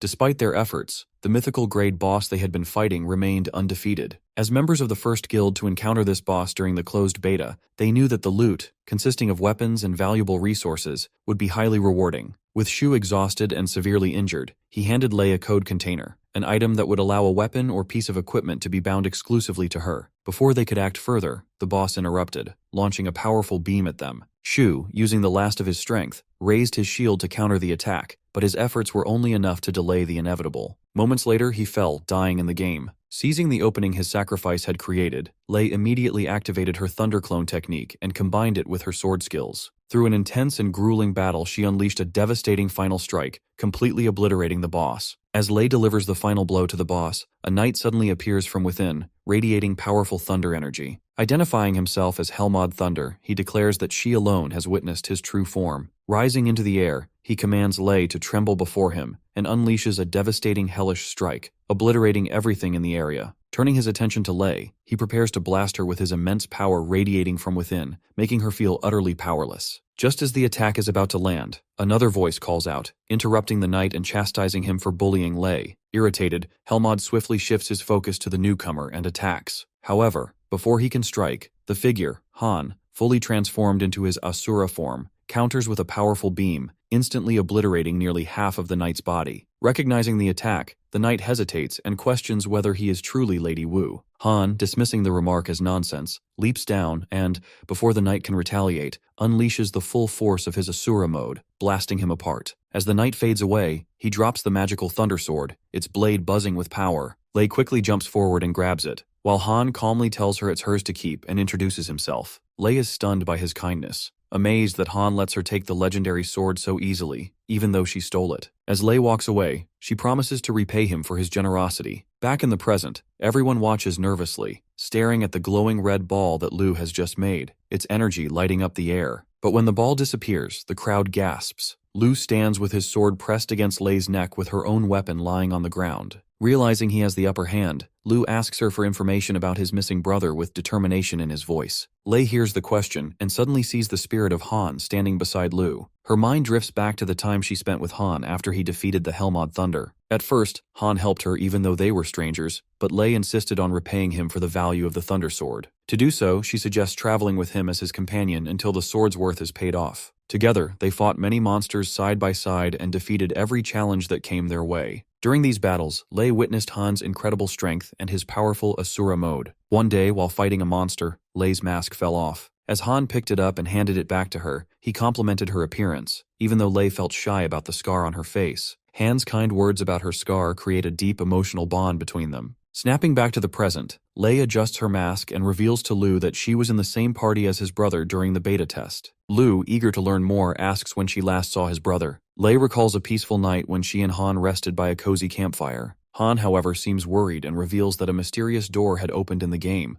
a door that should have stayed closed. He explains that he needs to leave for a while to shut it, as he is the only one who can enter that place. Lei offers to go with him, but Han refuses, insisting she stay behind. He reassures her that once he returns, they will meet in real life for a date. Han also shares his excitement about introducing her to his brothers outside the game. After that, Lei never heard from Han again. As Lei shares this story, Lu realizes that the door Han mentioned might be the infernal purgatory that Lady Wu was talking about. Lei adds that Han warned her about the door, saying that if it isn't closed, its effects will spread everywhere. While they discuss this, the host suddenly interrupts, excitedly announcing Lu as the winner of the competition. The crowd bursts into cheers and applause, celebrating his victory. The king then steps forward to address the audience, announcing a grand award ceremony and inviting Lu onto the stage. But as the king speaks, he begins bleeding from his nose and mouth. Struggling to continue, he warns that there is no time left and urges everyone to hurry with the ceremony. With that, Lu and his group are escorted to the king's palace by the king's assistant. The assistant apologizes at the gate, explaining that he doesn't have permission to enter, and hands them over to 2 stewards. The stewards lead Lu's group inside, guiding them through the grand palace. Along the way, they reveal that the members of the winning team are allowed to choose any treasure from the king's treasury, which is hidden deep beneath the palace. As they descend into the treasury, the group is amazed by how far down it goes. Faye, in particular, remarks that kings must love showing off, building such a massive palace with an enormous underground treasury. His eyes light up, however, when he sees piles of glittering gold and rare items waiting inside. Chili and Faye rush toward the treasures, eager to grab everything, but the stewards quickly explain that each person can take only one item. Mommy claims she doesn't want anything and offers her share to Lou, but Lou knows she is short on items and insists she take something for herself, recognizing her need. Afterward, Lou is guided to the deepest part of the palace, where he meets the king. 2 seats await them, and the king orders Lou to sit. Lou hesitates, startled by the king's frail and weakened appearance. The king gets straight to the point, asking if Lou wants to know why he was so desperate to meet him. Lou, however, brushes the question aside, instead demanding to know why the king didn't send all his warriors to rescue his daughter instead of organizing the competition. The king, impressed, remarks that Lou is wiser than he expected. Suddenly, metal clamps spring out of the chair, trapping Lou in place. Unable to move, Lou listens as the king reveals the shocking truth. Everything has been a lie, and the real purpose of the competition was to find the perfect vessel for him. With that, the king removes his robes, revealing a frail and weakened body underneath. Suddenly, his body begins to swell and grow stronger as he declares his plan to use Lou to regain his youth and become young again. Seeing Lou struggle against the restraints, the king mocks him, revealing that escape is impossible because the locks on the chair are unbreakable. With a menacing grin, the king approaches Lou, and a glowing mark on his chest begins to pulse, slowly draining the life force from Lou's body. Meanwhile, Lou's group remains unaware. Busy exploring the treasury, Faye literally found the Infinity Gauntlet. Mommy, however, remains calm and notices the stewards locking the treasury door. When she questions them, the stewards begin channeling energy into their bodies, revealing their true intentions, to trap the group and send them to their doom. Using their powers and the magical equipment in the treasury, the stewards transform into 2 towering guard knights. The group stands in shock, but Mommy urges them to focus and fight for now. As they charge at one of the knights, it unleashes a powerful wing explosion spell, sending everyone crashing to the ground. The knights mock them, sneering that the group is far too weak to stand against them. Despite being injured, Mommy realizes the knights are incredibly strong and begins to worry about what kind of danger Lou might be facing. Meanwhile, our boy is getting sucked, the life force. The king, eager to justify his actions, claims that unlike other kings who seek immortality out of greed or fear of death, he does it for the will of the people and the heavens. He believes the world is a chaotic place, overrun by monsters that destroy human lives, leaving even rivers unsafe. Eventually, people turn on each other, and the heavens, unable to bear the suffering any longer, choose the king as their savior. The king reveals that he was once a slave under a cruel master. One day, enraged by the master's brutality, he kills him with a large rock, earning the gratitude of the other slaves he frees. Together, they fight the master's army, emerging victorious after a brutal battle. With this victory, the king forms a knight squad, defeats demons, restores the land, and gradually builds a prosperous kingdom. He also marries to continue his bloodline, but just as he reaches the height of his power, a mysterious illness strikes. The doctors warn him that his time is running out,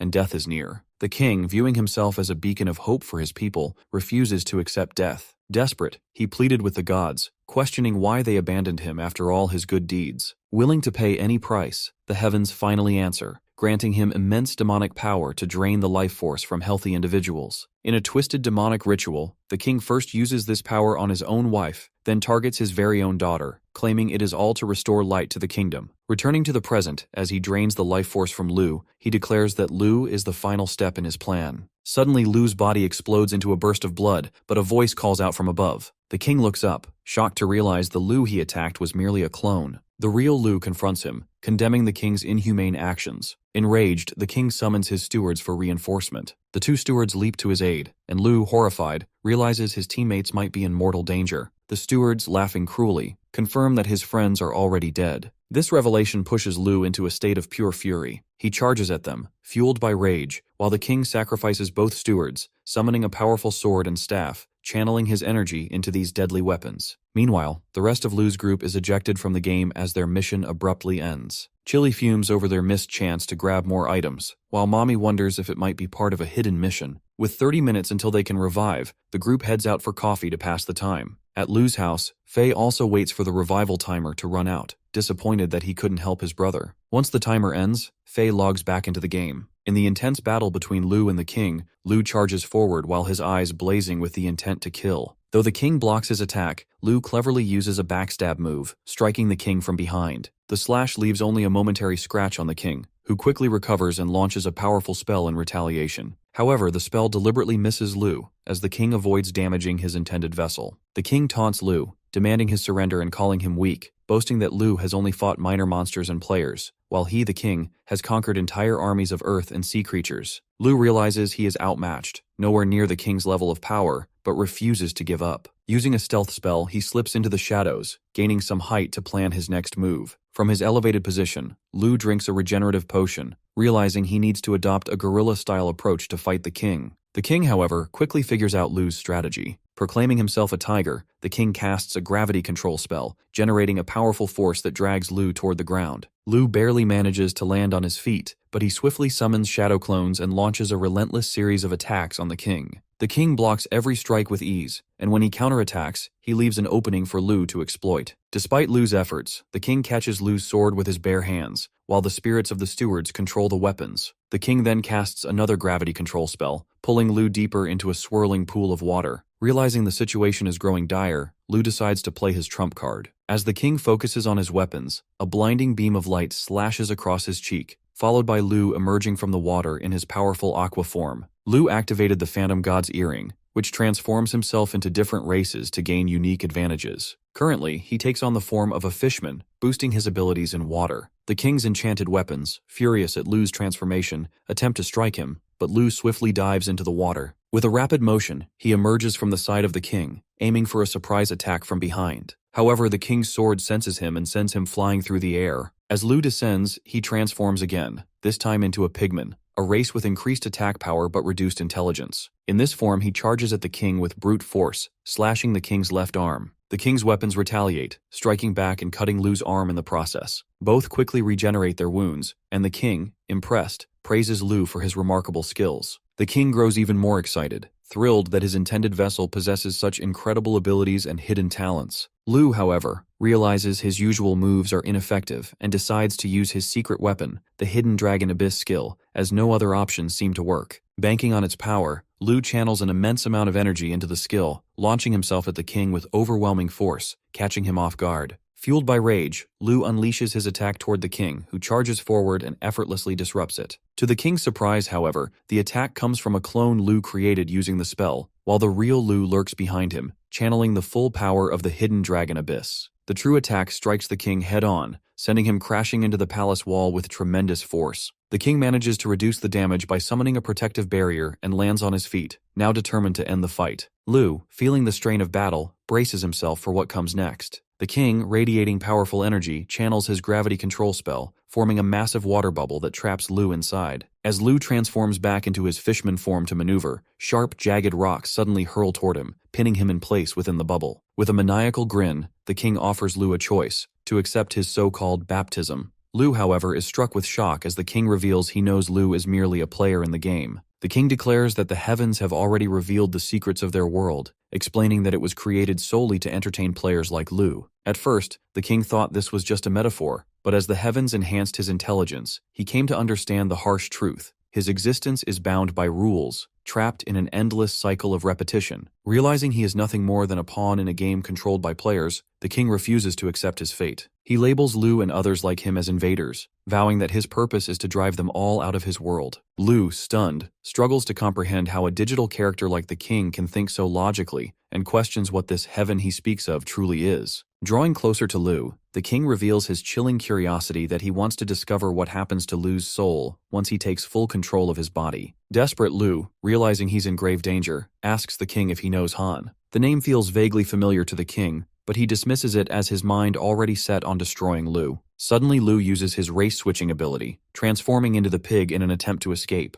But as the king begins to drain his life force, he becomes enraged, realizing that this, too, is another clone, not the real Lu. Meanwhile, the real Lu hides nearby, staying cautious as he waits for the cooldown on his appearance-switching ability to end. Using his lizard race form to climb, Lu tries to escape, but the king, determined to claim his body, decides to break Lu's arms and legs first, confident he can repair the damage later. With a sinister grin, the king summons a surge of water and casts an elemental control spell, sealing off the exit Lu aims for with a wall of ice. But the king doesn't stop there. Suddenly, a storm of razor-sharp ice shards rains down from the icy barrier. Lu's body, vulnerable as a cold-blooded lizard, begins to freeze in the chilling cold, leaving him unable to move. A massive shard strikes him, knocking him to the ground, where it shatters into multiple jagged spikes, pinning Lu to an icy slab. With no other means of escape, the king grabs Lu by the throat and prepares to drain Lu's life force. Just then, Faye and Chili burst onto the scene with a fiery explosion, followed by Mommy, who charges in and delivers a powerful kick to the king, knocking him away and saving their teammate in the nick of time. As the king regains his footing, his enchanted weapons express shock at seeing Lu's group alive, insisting that they had already killed them. The king, however, remains unfazed, explaining that this is typical of the player race. They revive after death. He reveals his true plan. By completely eliminating a player using his body-snatching technique, he can take control of their bodies and use them all as his vessels. Hearing this, Lu urgently warns his teammates to beware of the glowing mark on the king's chest, which serves as his life-draining weapon. As the group rushes to help Lu, the king commands his weapons to eliminate them. The staff charges toward Faye and Chili, who respond by hurling fireballs at her. She effortlessly blocks their attacks, conjuring a gravity barrier to shield herself. Unable to break through, Faye and Chili combine their powers, unleashing a dual tornado dance, a massive fiery blast that shatters the barrier and scorches the steward in the process. The intense heat also melts all the surrounding ice. Meanwhile, on the other side, Mommy battles the sword, unleashing her ultimate move, a barrage of fists, relentlessly pummeling him. She overpowers the smaller opponent, and as he attempts to retaliate, she sends him flying with her big melon's power. The king, however, catches the falling sword in midair and, fueled by rage, unleashes a devastating sword wind explosion. As the massive attack hurtles toward Lu's group, they brace themselves for the impact. Just in the nick of time, the Daybreak Guild arrives to assist, and their leader, Shu, uses his shield parry skill to deflect the king's attack, sending it roaring back toward the king and wounding him severely. Lu, surprised to see the guild, learns from Faye that they were the ones who called for backup. The Daybreak Guild leader flashes a thumbs up, offering their help in exchange for splitting the boss rewards 50-50, an offer Lu's group quickly accepts. With the agreement sealed, Feng, the Daybreak Guild's fierce fighter, charges at the king with a wild manic grin, while the rest of the guild takes their positions. As Feng swings his razor-sharp sword, the king narrowly dodges and counters, sending Feng flying through the air. Feng lands gracefully on his feet and charges again, this time joined by Lei. Just as the king prepares to cast a powerful spell, the Daybreak Archer interrupts him, striking from a high vantage point and disarming him, while Diane, another guild member, traps the king to the ground with entangling roots. Immobilized, the king braces himself as Feng and Lei attack him relentlessly from both sides, their combined assault overwhelming his defenses. They both land solid slashes on the king, but Lei senses something is wrong and urgently orders Feng to retreat and gain some distance. It's already too late, however, as the king grabs them both by the arms and hurls them against the palace wall with tremendous force. The Daybreak Archer, attempting to strike, is countered when his own invisible arrow is sent flying back, piercing his body. The king presses his advantage, smashing Diane's summoned creature and moving to crush her, but Shu intervenes just in time, raising his shield to protect her. Enraged, the king unleashes a furious barrage of punches on the shield, taunting Shu. In response, Shu transforms into his powerful half-demon form, determined to avenge his fallen teammates. While Shu previously focused on defense, he now counters the king's attacks with equal ferocity. Meanwhile, Lu's group rushes to aid the injured Daybreak Guild members, helping them recover. In the midst of the chaotic battle, Shu unleashes his Daybreak Slash, creating an opening. Seizing the moment, Lu leaps behind the king and delivers a powerful slash to his back. This distraction buys enough time for the rest of the team to regroup, recover, and launch a relentless unified assault on the king. Their combined power tears through the palace, the sheer force of their attacks threatening to bring the entire structure crumbling down in flames. The villagers gasp in shock as flames erupt from the palace, while the guards shout for reinforcements to contain the chaos. Inside, Lu's group and the Daybreak Guild wait anxiously for the dust to settle, knowing they have unleashed the most powerful attack they could muster. To their dismay, the king emerges from the wreckage with only a few scratches, and, even more surprisingly, his two minions are still alive. Without hesitation, the king sacrifices his minions, absorbing their power to fuel his own strength. The combined squad, seeing their chance, charges at the king, determined to finish him off once and for all. The king, now abandoning his plan to use Lu as a vessel, channels all his energy into his hands and slams them into the ground, unleashing a massive shockwave. The devastating force shakes the entire kingdom, reducing the palace to rubble in an instant. Even the villagers far away feel the earth tremble beneath their feet. As the dust finally settles, all members of the Daybreak Guild and Lu's group lie dead, except for Lu, who clings to life, badly injured. The king, spotting Lu still alive, decides to take him as a vessel after all, his earlier resolve forgotten. As Lu braces himself for the end, the Tome of Random Achievements unexpectedly activates. It assigns Lu a daring mission, to defeat the king single-handedly, not just by winning, but by utterly humiliating him with overwhelming power. As the king prepares to drain Lu's life force, he pauses, curious if Lu has any final tricks up his sleeve. In an instant, Lu transforms into his Asura mode, his body radiating raw power. Impressed by Lu's unyielding fighting spirit despite the odds, the king acknowledges his resolve, and with that, the two launch into a ferocious battle, trading relentless attacks. As they fight, the king realizes that Lu's speed and strength have increased dramatically, catching him off guard. While the king processes this, Lu seizes the moment, grabbing the king by the face and dragging him across the ground with brutal force. The king retaliates, landing a powerful punch that sends Lu flying, then follows up with massive slashing fist strikes. Though the king fights fiercely, he grows uneasy as Lu's fighting spirit intensifies, bolstered by the towering, menacing form of an Asura dragon looming behind him. As the battle rages on, Lu suddenly leaps at the king, striking him in the face with his sharp horns. The king pushes him back, but Lu charges again, delivering a flurry of blows while taking hits in return.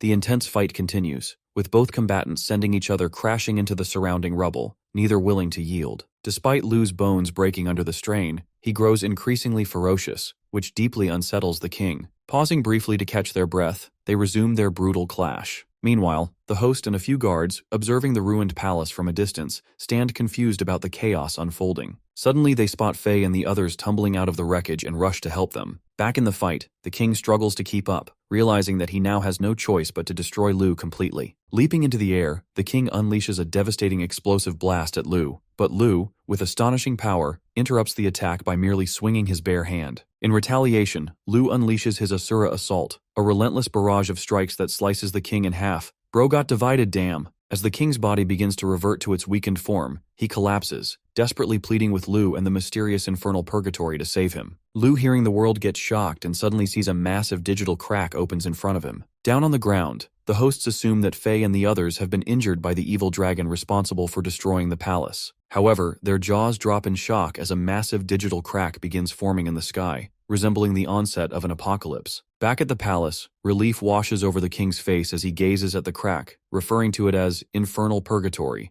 an entity that has answered his pleas. However, Lu has no patience for his ramblings. With a single decisive strike, he severs the king's head. In his final moments, the king looks toward the crack, wondering if he will ever see the goddess again. Lu, realizing that this might be the place where his brother Han is, immediately leaps toward the rift. Just as he is about to enter, the game suddenly freezes. The entrance to Purgatory is right in front of him, yet he finds himself unable to move. A voice speaks from behind, coming from a floating orb, asking if he truly wants to enter Purgatory to search for his brother. The orb then coldly reveals that Han is already dead. Darkness clouds Lu's expression, but before despair can set in, the orb casually admits that it was only joking. Suddenly, thousands more orbs appear, chattering among themselves, debating whether to allow Lu entry. To settle the matter, they decide to play rock, paper, scissors. When the deciding orb loses, the verdict is set. They collectively deny him access. Suddenly, a massive winged being appears, revealing that Lu is about to die. Without hesitation, it unleashes a devastating blast, tearing a hole through Lu's chest. This triggers the force eject mechanism in his VR suit as a sudden spike in his heart rate is detected. However, the ejection process fails, and the system initiates a forced reboot, which also begins to malfunction. The figure, keeping Lu alive in the game for a little longer, allows him to witness the opening ceremony that his brother failed to stop.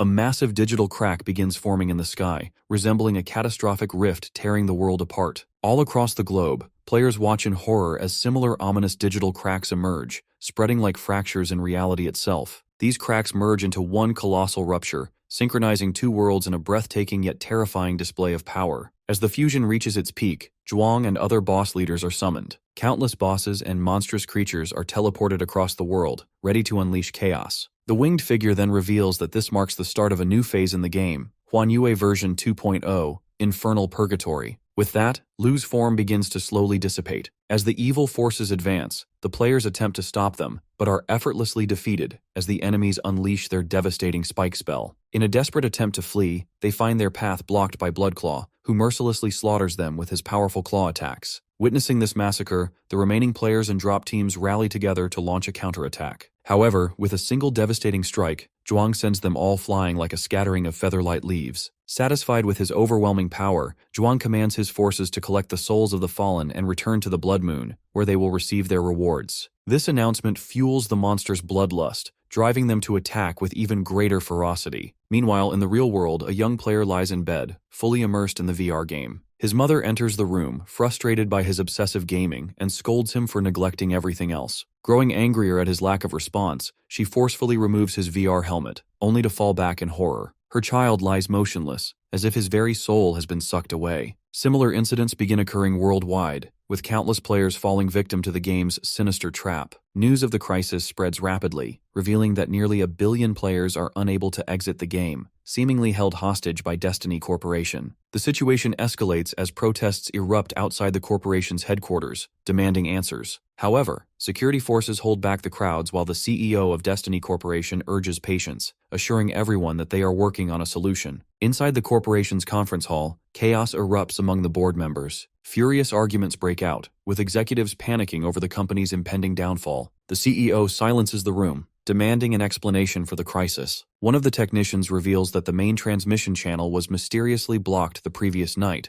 causing players' consciousness to become trapped in the game. Removing the VR helmets, he warns, could result in severe brain damage. As more emergency measures fail, the arguments resume, only to be cut short once again by the CEO. Without hesitation, he orders an immediate meeting with the president and the recruitment of the world's top engineers to resolve the crisis as quickly as possible. As the board members disperse, the CEO turns to his personal screen. There he watches a live feed from the corporation's secret laboratory. Inside, Luna lies unconscious, undergoing a mysterious test. It is now the second day of the logout denial crisis, and news about Destiny Corporation's actions continues to spread like wildfire. Authorities urge everyone to check on their family and friends for any abnormalities. Meanwhile, a citywide blackout plunges everything into darkness as the relentless rain continues to pour, rapidly filling the city dam. However, the dam control workers are also trapped inside the game, unable to open the floodgates and release the rising water. Inside the game, one of the trapped workers finds himself pinned against a rock, moments away from being torn apart by a monstrous creature. Just before the fatal blow, Faye appears out of nowhere, swiftly eliminating the beast and saving the worker's life. Desperate for answers, Faye asks about Lu's whereabouts,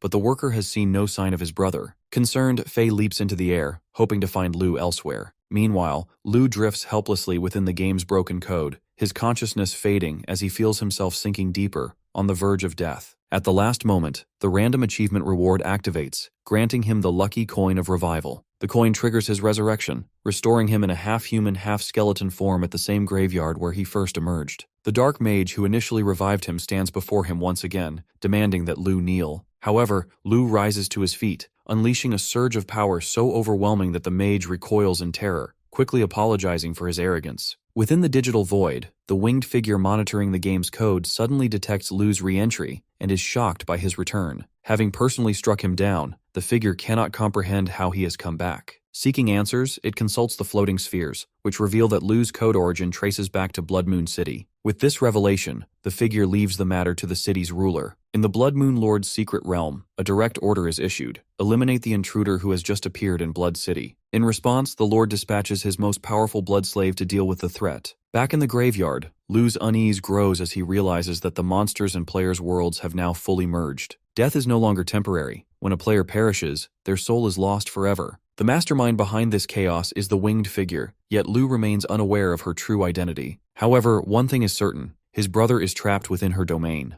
As Lu contemplates his next move, he notices a figure standing atop a cliff. Before he can react, the blood slave suddenly teleports behind him, ready to strike. Lu quickly realizes that this blood slave is faster than any opponent he has ever faced. Without hesitation, the slave summons his sword and lunges forward with a devastating attack. Lu barely manages to block it. In response, Lu casts his clone spell, combining it with his burst blade, launching a simultaneous assault from both sides. However, the blood slave counters effortlessly, unleashing his horse stomp, generating a massive shockwave that sends both Lu and his clone flying. As the dust settles, the slave dismounts from his horse, introducing himself as Blood Slave and declaring that he has come to take Lu's life. Lu instantly recognizes that this opponent is even stronger than the king he previously fought. With his body still in a weakened state, retreat seems like the only option. Just as he considers his escape, the blood slave moves with blinding speed, delivering a flashy strike that severs Lu's arm. Overwhelmed by pain, Lu activates his burst Godspeed spell, dashing away. The chase begins. As Lu flees, his legs begin to lose all sensation, numbed by the sheer speed at which he is moving. Realizing he cannot outrun his enemy forever, he decides to use the terrain to his advantage. He leaps into a rushing water stream,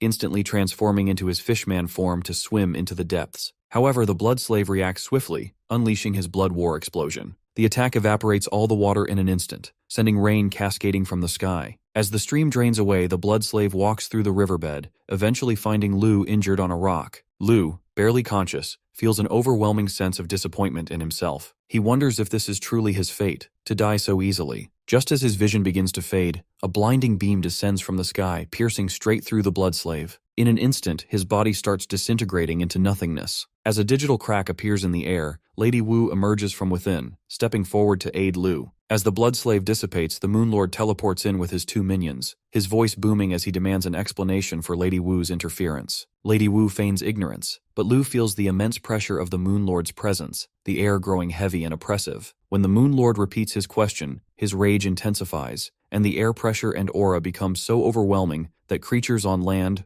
underground, and in the nearby waters flee in terror. The Moon Lord outlines their respective roles, asserting his authority and insisting that Lady Wu should obey him. Lady Wu, however, counters that, as the one in charge of fund allocation, she must reduce the Blood Moon funds due to shortages and rising taxes. Undeterred, the Moon Lord presses his dominance, claiming superiority in raw power, but Lady Wu stands firm, continuing to slash their budget. Revealing all the details of her decision, Lady Wu lifts Lu into the air, announcing her intent to take him with her. The Moon Lord intervenes, declaring that Master Yue has ordered Lu's death. Hearing this, Lady Wu agrees, but instead of handing Lu over to the Moon Lord, she takes matters into her own hands. With a swift, explosive blast, she severs Lu's head, claiming it as a trophy for decoration, and strides confidently into her portal. The Moon Lord's minions, witnessing her obedience to Master Yue, chatter in amazement, but their words only fuel the Moon Lord's fury. Enraged that Lady Wu followed Master Yue's orders instead of his, he grabs his minions, mangles them in his hands, and crushes them like crumpled paper. Seething with anger, he vows that one day he will make Lady Wu his obedient servant, forcing her to bow to his will. Meanwhile, in a secret blood pound within Blood Moon City, Lu begins regenerating from a bloodbath, his skeletal form slowly rebuilding. As the healing process continues, Lu and Lady Wu chat and laugh about events from Lu's life, leaving Lu confused by their sudden talkativeness. Lady Wu, stepping into the blood pool, addresses Lu directly, revealing that she has nothing to gain or lose by helping him, questioning why she should bother. Lu, speaking honestly, admits that despite getting closer to the truth, he feels further from his brother than ever and powerless in the face of his challenges. Desperate, Lu declares that he is willing to offer her everything he has in exchange for her help. As they are talking, Lu's body is still regenerating. Hearing his offer to give her everything, Lady Wu first orders him to lick her feet. Every weeb's dream right there. She also wants him to open his muff and wiggle in front of her. Our boy, being the soy boy he is, hesitates but then does it, making both of them embarrassed. Lady Wu, turning away, praises his determination but claims that his strength at the moment is far weaker than Master Yue's. To give him perspective, she reveals their world's rank system. The bottom 9 ranks, the lowest, consist of insects and small creatures. Moving up, the 5th rank includes demons, like the blood slave who tried to kill Lu. When Lu shows his disappointment at not being able to defeat the slave, Lady Wu assures him that they are strong.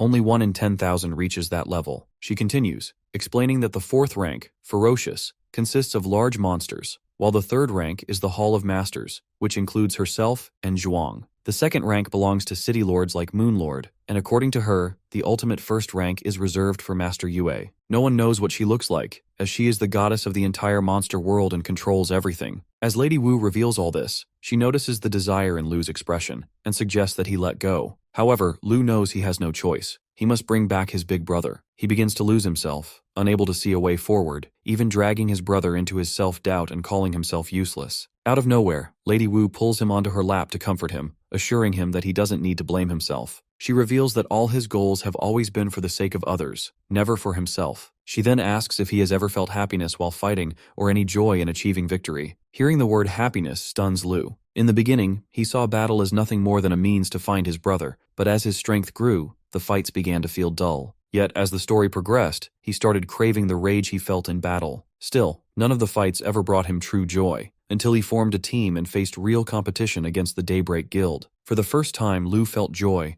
not just the need to win but the thrill of battle itself. He wanted to slash through his enemies with everything he had. As he lets his emotions flow, his body begins to change, transforming into a white tiger. Lady Wu watches in shock, realizing she has just unleashed a magnificent beast within him. After a while, Lady Wu orders Lu to get up from her, making him embarrassed. He quickly regains his composure and asks what his next move should be. But to his surprise, even Lady Wu has no answer. She tries to come up with something, but in her hesitation, she accidentally reveals that she doesn't know. However, she suddenly recalls something. His brother Han once mentioned that the hall master of the Southern Hall possesses a secret technique that enhances one's physique. Hearing this, Lu is immediately confident that his brother wouldn't be wrong. Lady Wu agrees that it's worth pursuing and suggests he go. However, before he leaves, she warns him of a serious risk. She has a bad relationship with the other hall members, and if they discover that he is her disciple, he will be in grave danger. She advises him to rely entirely on himself. Disguised as a skeleton, Lu walks through Blood Moon City, surrounded by all manner of monsters. His mind is still processing everything that has happened. He knows that if he wants to grow stronger, this city must become his stepping stone,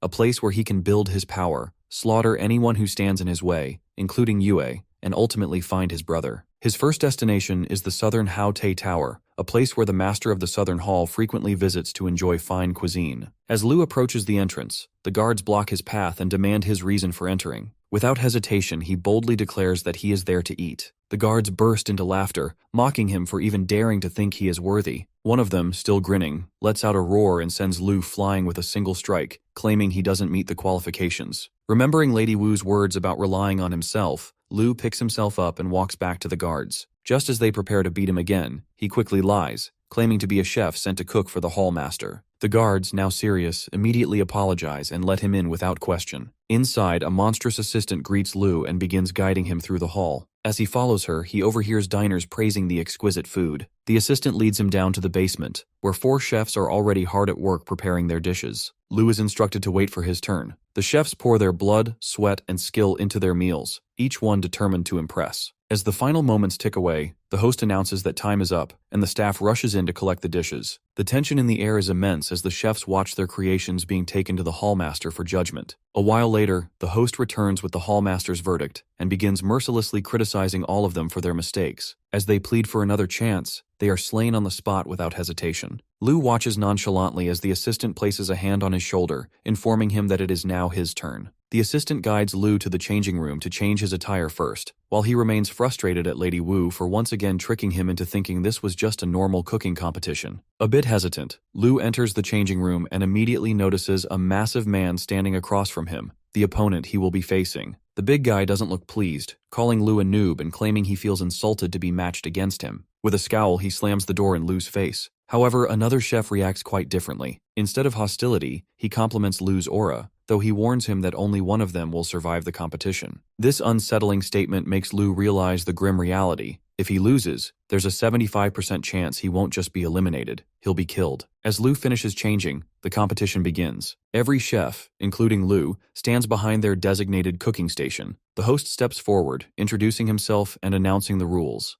The contenders must work with the ingredients provided, and they have 1 hour to complete their dish. As Lu stares at the pan in front of him, a memory resurfaces. Long ago, he used to cook for his brother, who always loved his food. The nostalgia lingers for a moment before he snaps back to the present as the host gives the next instruction. The host instructs everyone to lift the covers in front of them to reveal their ingredients, granting them 2 minutes to familiarize themselves. With a deep breath, Lu removes his cover, only to freeze in horror. Lying before him is not a set of fresh ingredients but the corpse of the previous chef. The host warns the contestants not to waste ingredients through poor cooking skills, as the master has no tolerance for such negligence. After a brief moment of rambling, he officially announces the start of the competition. The lush-haired chef receives a massive boar's head as his primary ingredient, while the bald, ill-tempered chef is given goblin meat. Meanwhile, Lu stands motionless, staring at the rotting flesh in front of him, his mind racing with uncertainty. Transforming such an ingredient into something edible seems nearly impossible. After a brief moment of contemplation, realization strikes. He can counteract the decay with intense umami and a bold, spicy flavor profile, turning it into a dish emblematic of Sichuan cuisine.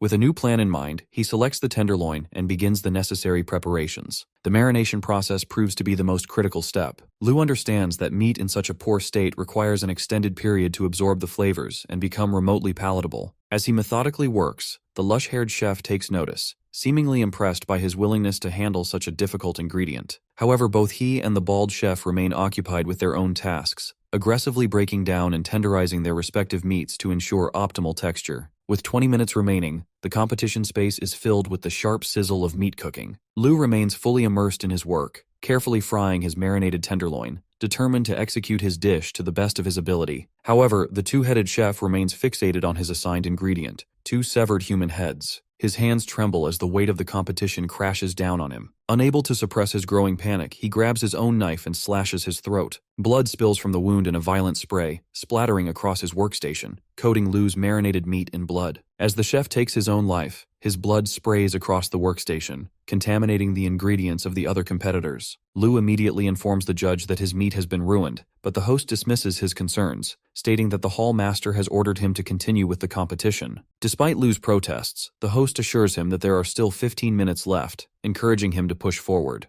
However, as Lu inspects his meat, now drenched in blood, he grows increasingly worried. The overpowering smell has turned foul, carrying an unsettling fishy odor. Worse yet, with no time left to marinate the meat again, his chances of success seem bleak. Meanwhile, the lush-haired chef moves with elegance, skillfully transforming his pork into dumplings while performing a mesmerizing dance-like technique. The bald chef also works diligently, preparing meatballs from troll meat, which, surprisingly, look quite appetizing. Lu watches his competitors near completion, while he himself has nothing prepared, and with only 8 minutes remaining, his situation appears hopeless. However, despite his despair, he refuses to give up. With no other options, he quickly begins frying the contaminated meat, determined to make the most of it. As the final seconds tick away, the host presses the buzzer, signaling the end of the round, and calls for all chefs to present their dishes. The lush-haired chef proudly showcases his beautifully crafted pork dumplings, while the baldy chef presents his troll meat dumplings. Each dish, including Lu's, is placed before the host for evaluation. After a brief deliberation, the host announces that one creation has particularly intrigued the hallmaster,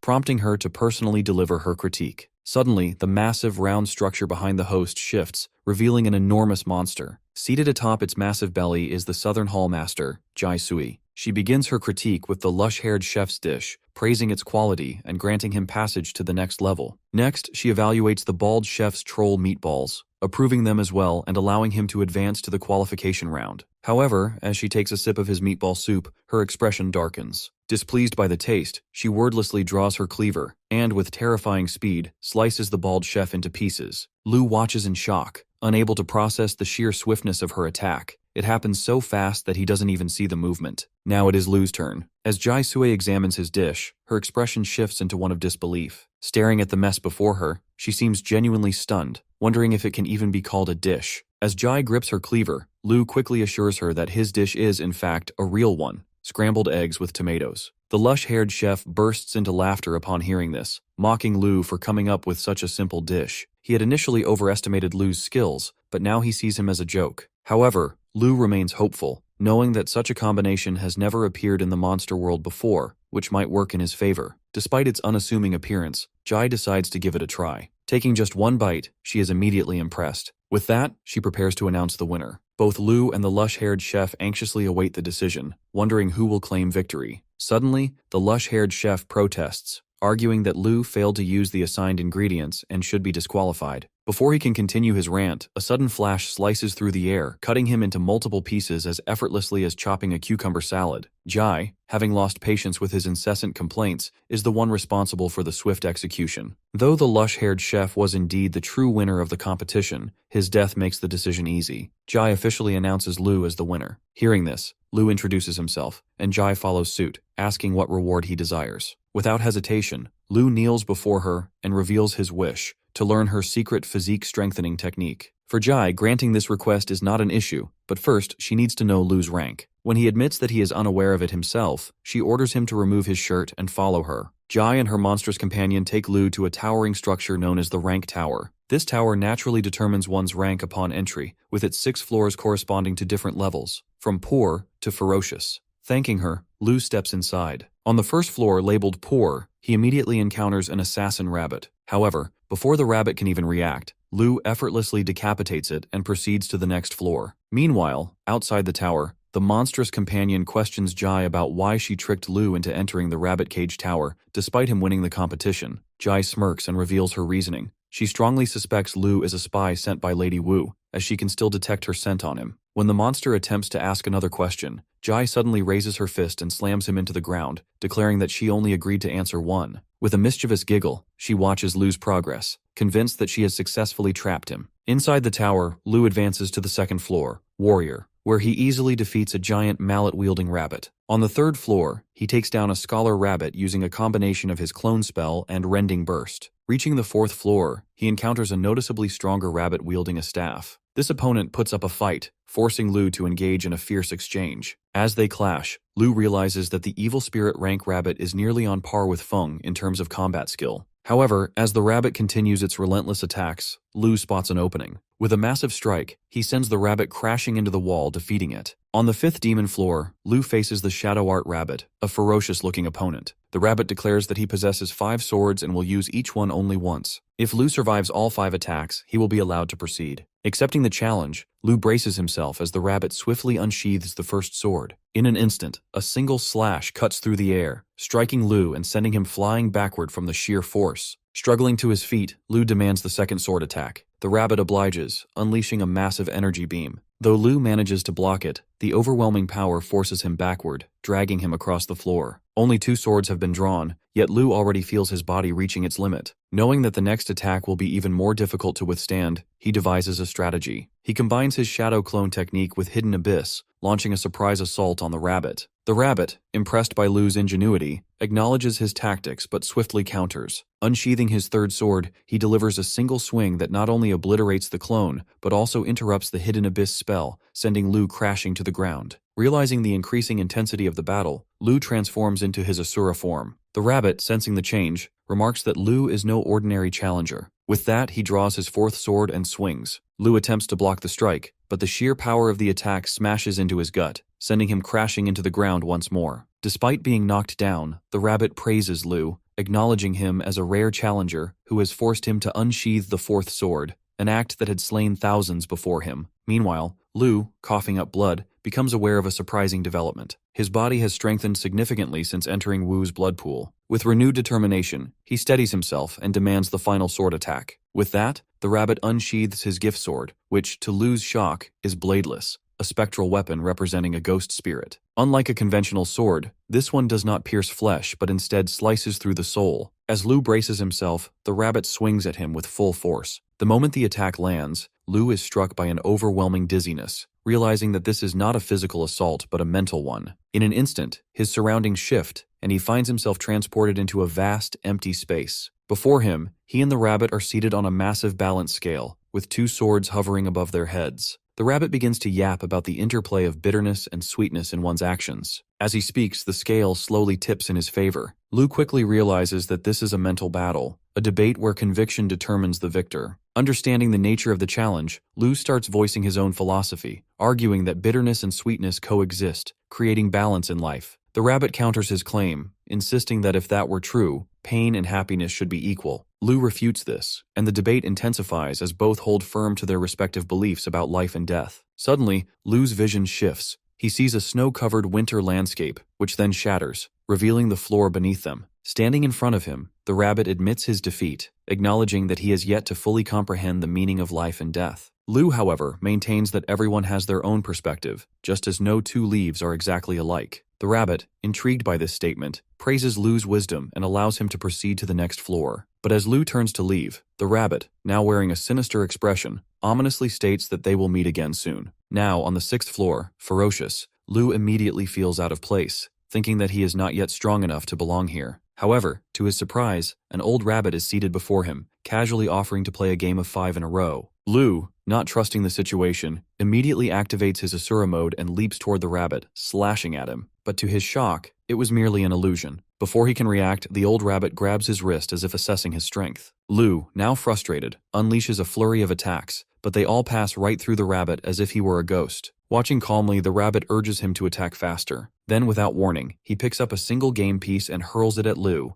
instantly killing him. The next moment, Lu opens his eyes and is stunned to find himself back on the 1st floor. Confused, he begins to wonder if he has somehow completed the ranking test. However, the rabbit smirks and reveals the truth that this is not some prestigious ranking tower, but rather a rabbit cage tower, and Lu has been the victim of an elaborate prank set up by the tower master. Hearing this, Lu is left in complete shock. Meanwhile, in Dong Yue's main hall, Lady Wu sits in her office, surrounded by massive piles of receipts. Glancing at them, she briefly wonders about Lu but quickly dismisses the thought, realizing that she shouldn't dote on him too much. With that, she sighs and decides to take a nap instead. Back in the city, it is the 5th day of the crisis, and the blackout continues. More and more players are being transported to hospitals, with some even suffering from cardiac arrests. Due to the overwhelming number of critical cases, hospitals are reaching full capacity. Even after performing CPR, doctors are unable to revive many of the patients. With so many deaths, the hospital staff are growing hopeless, reduced to merely administering nutrients and fluids to keep the players alive, leaving the rest up to fate. Meanwhile, in Paxis,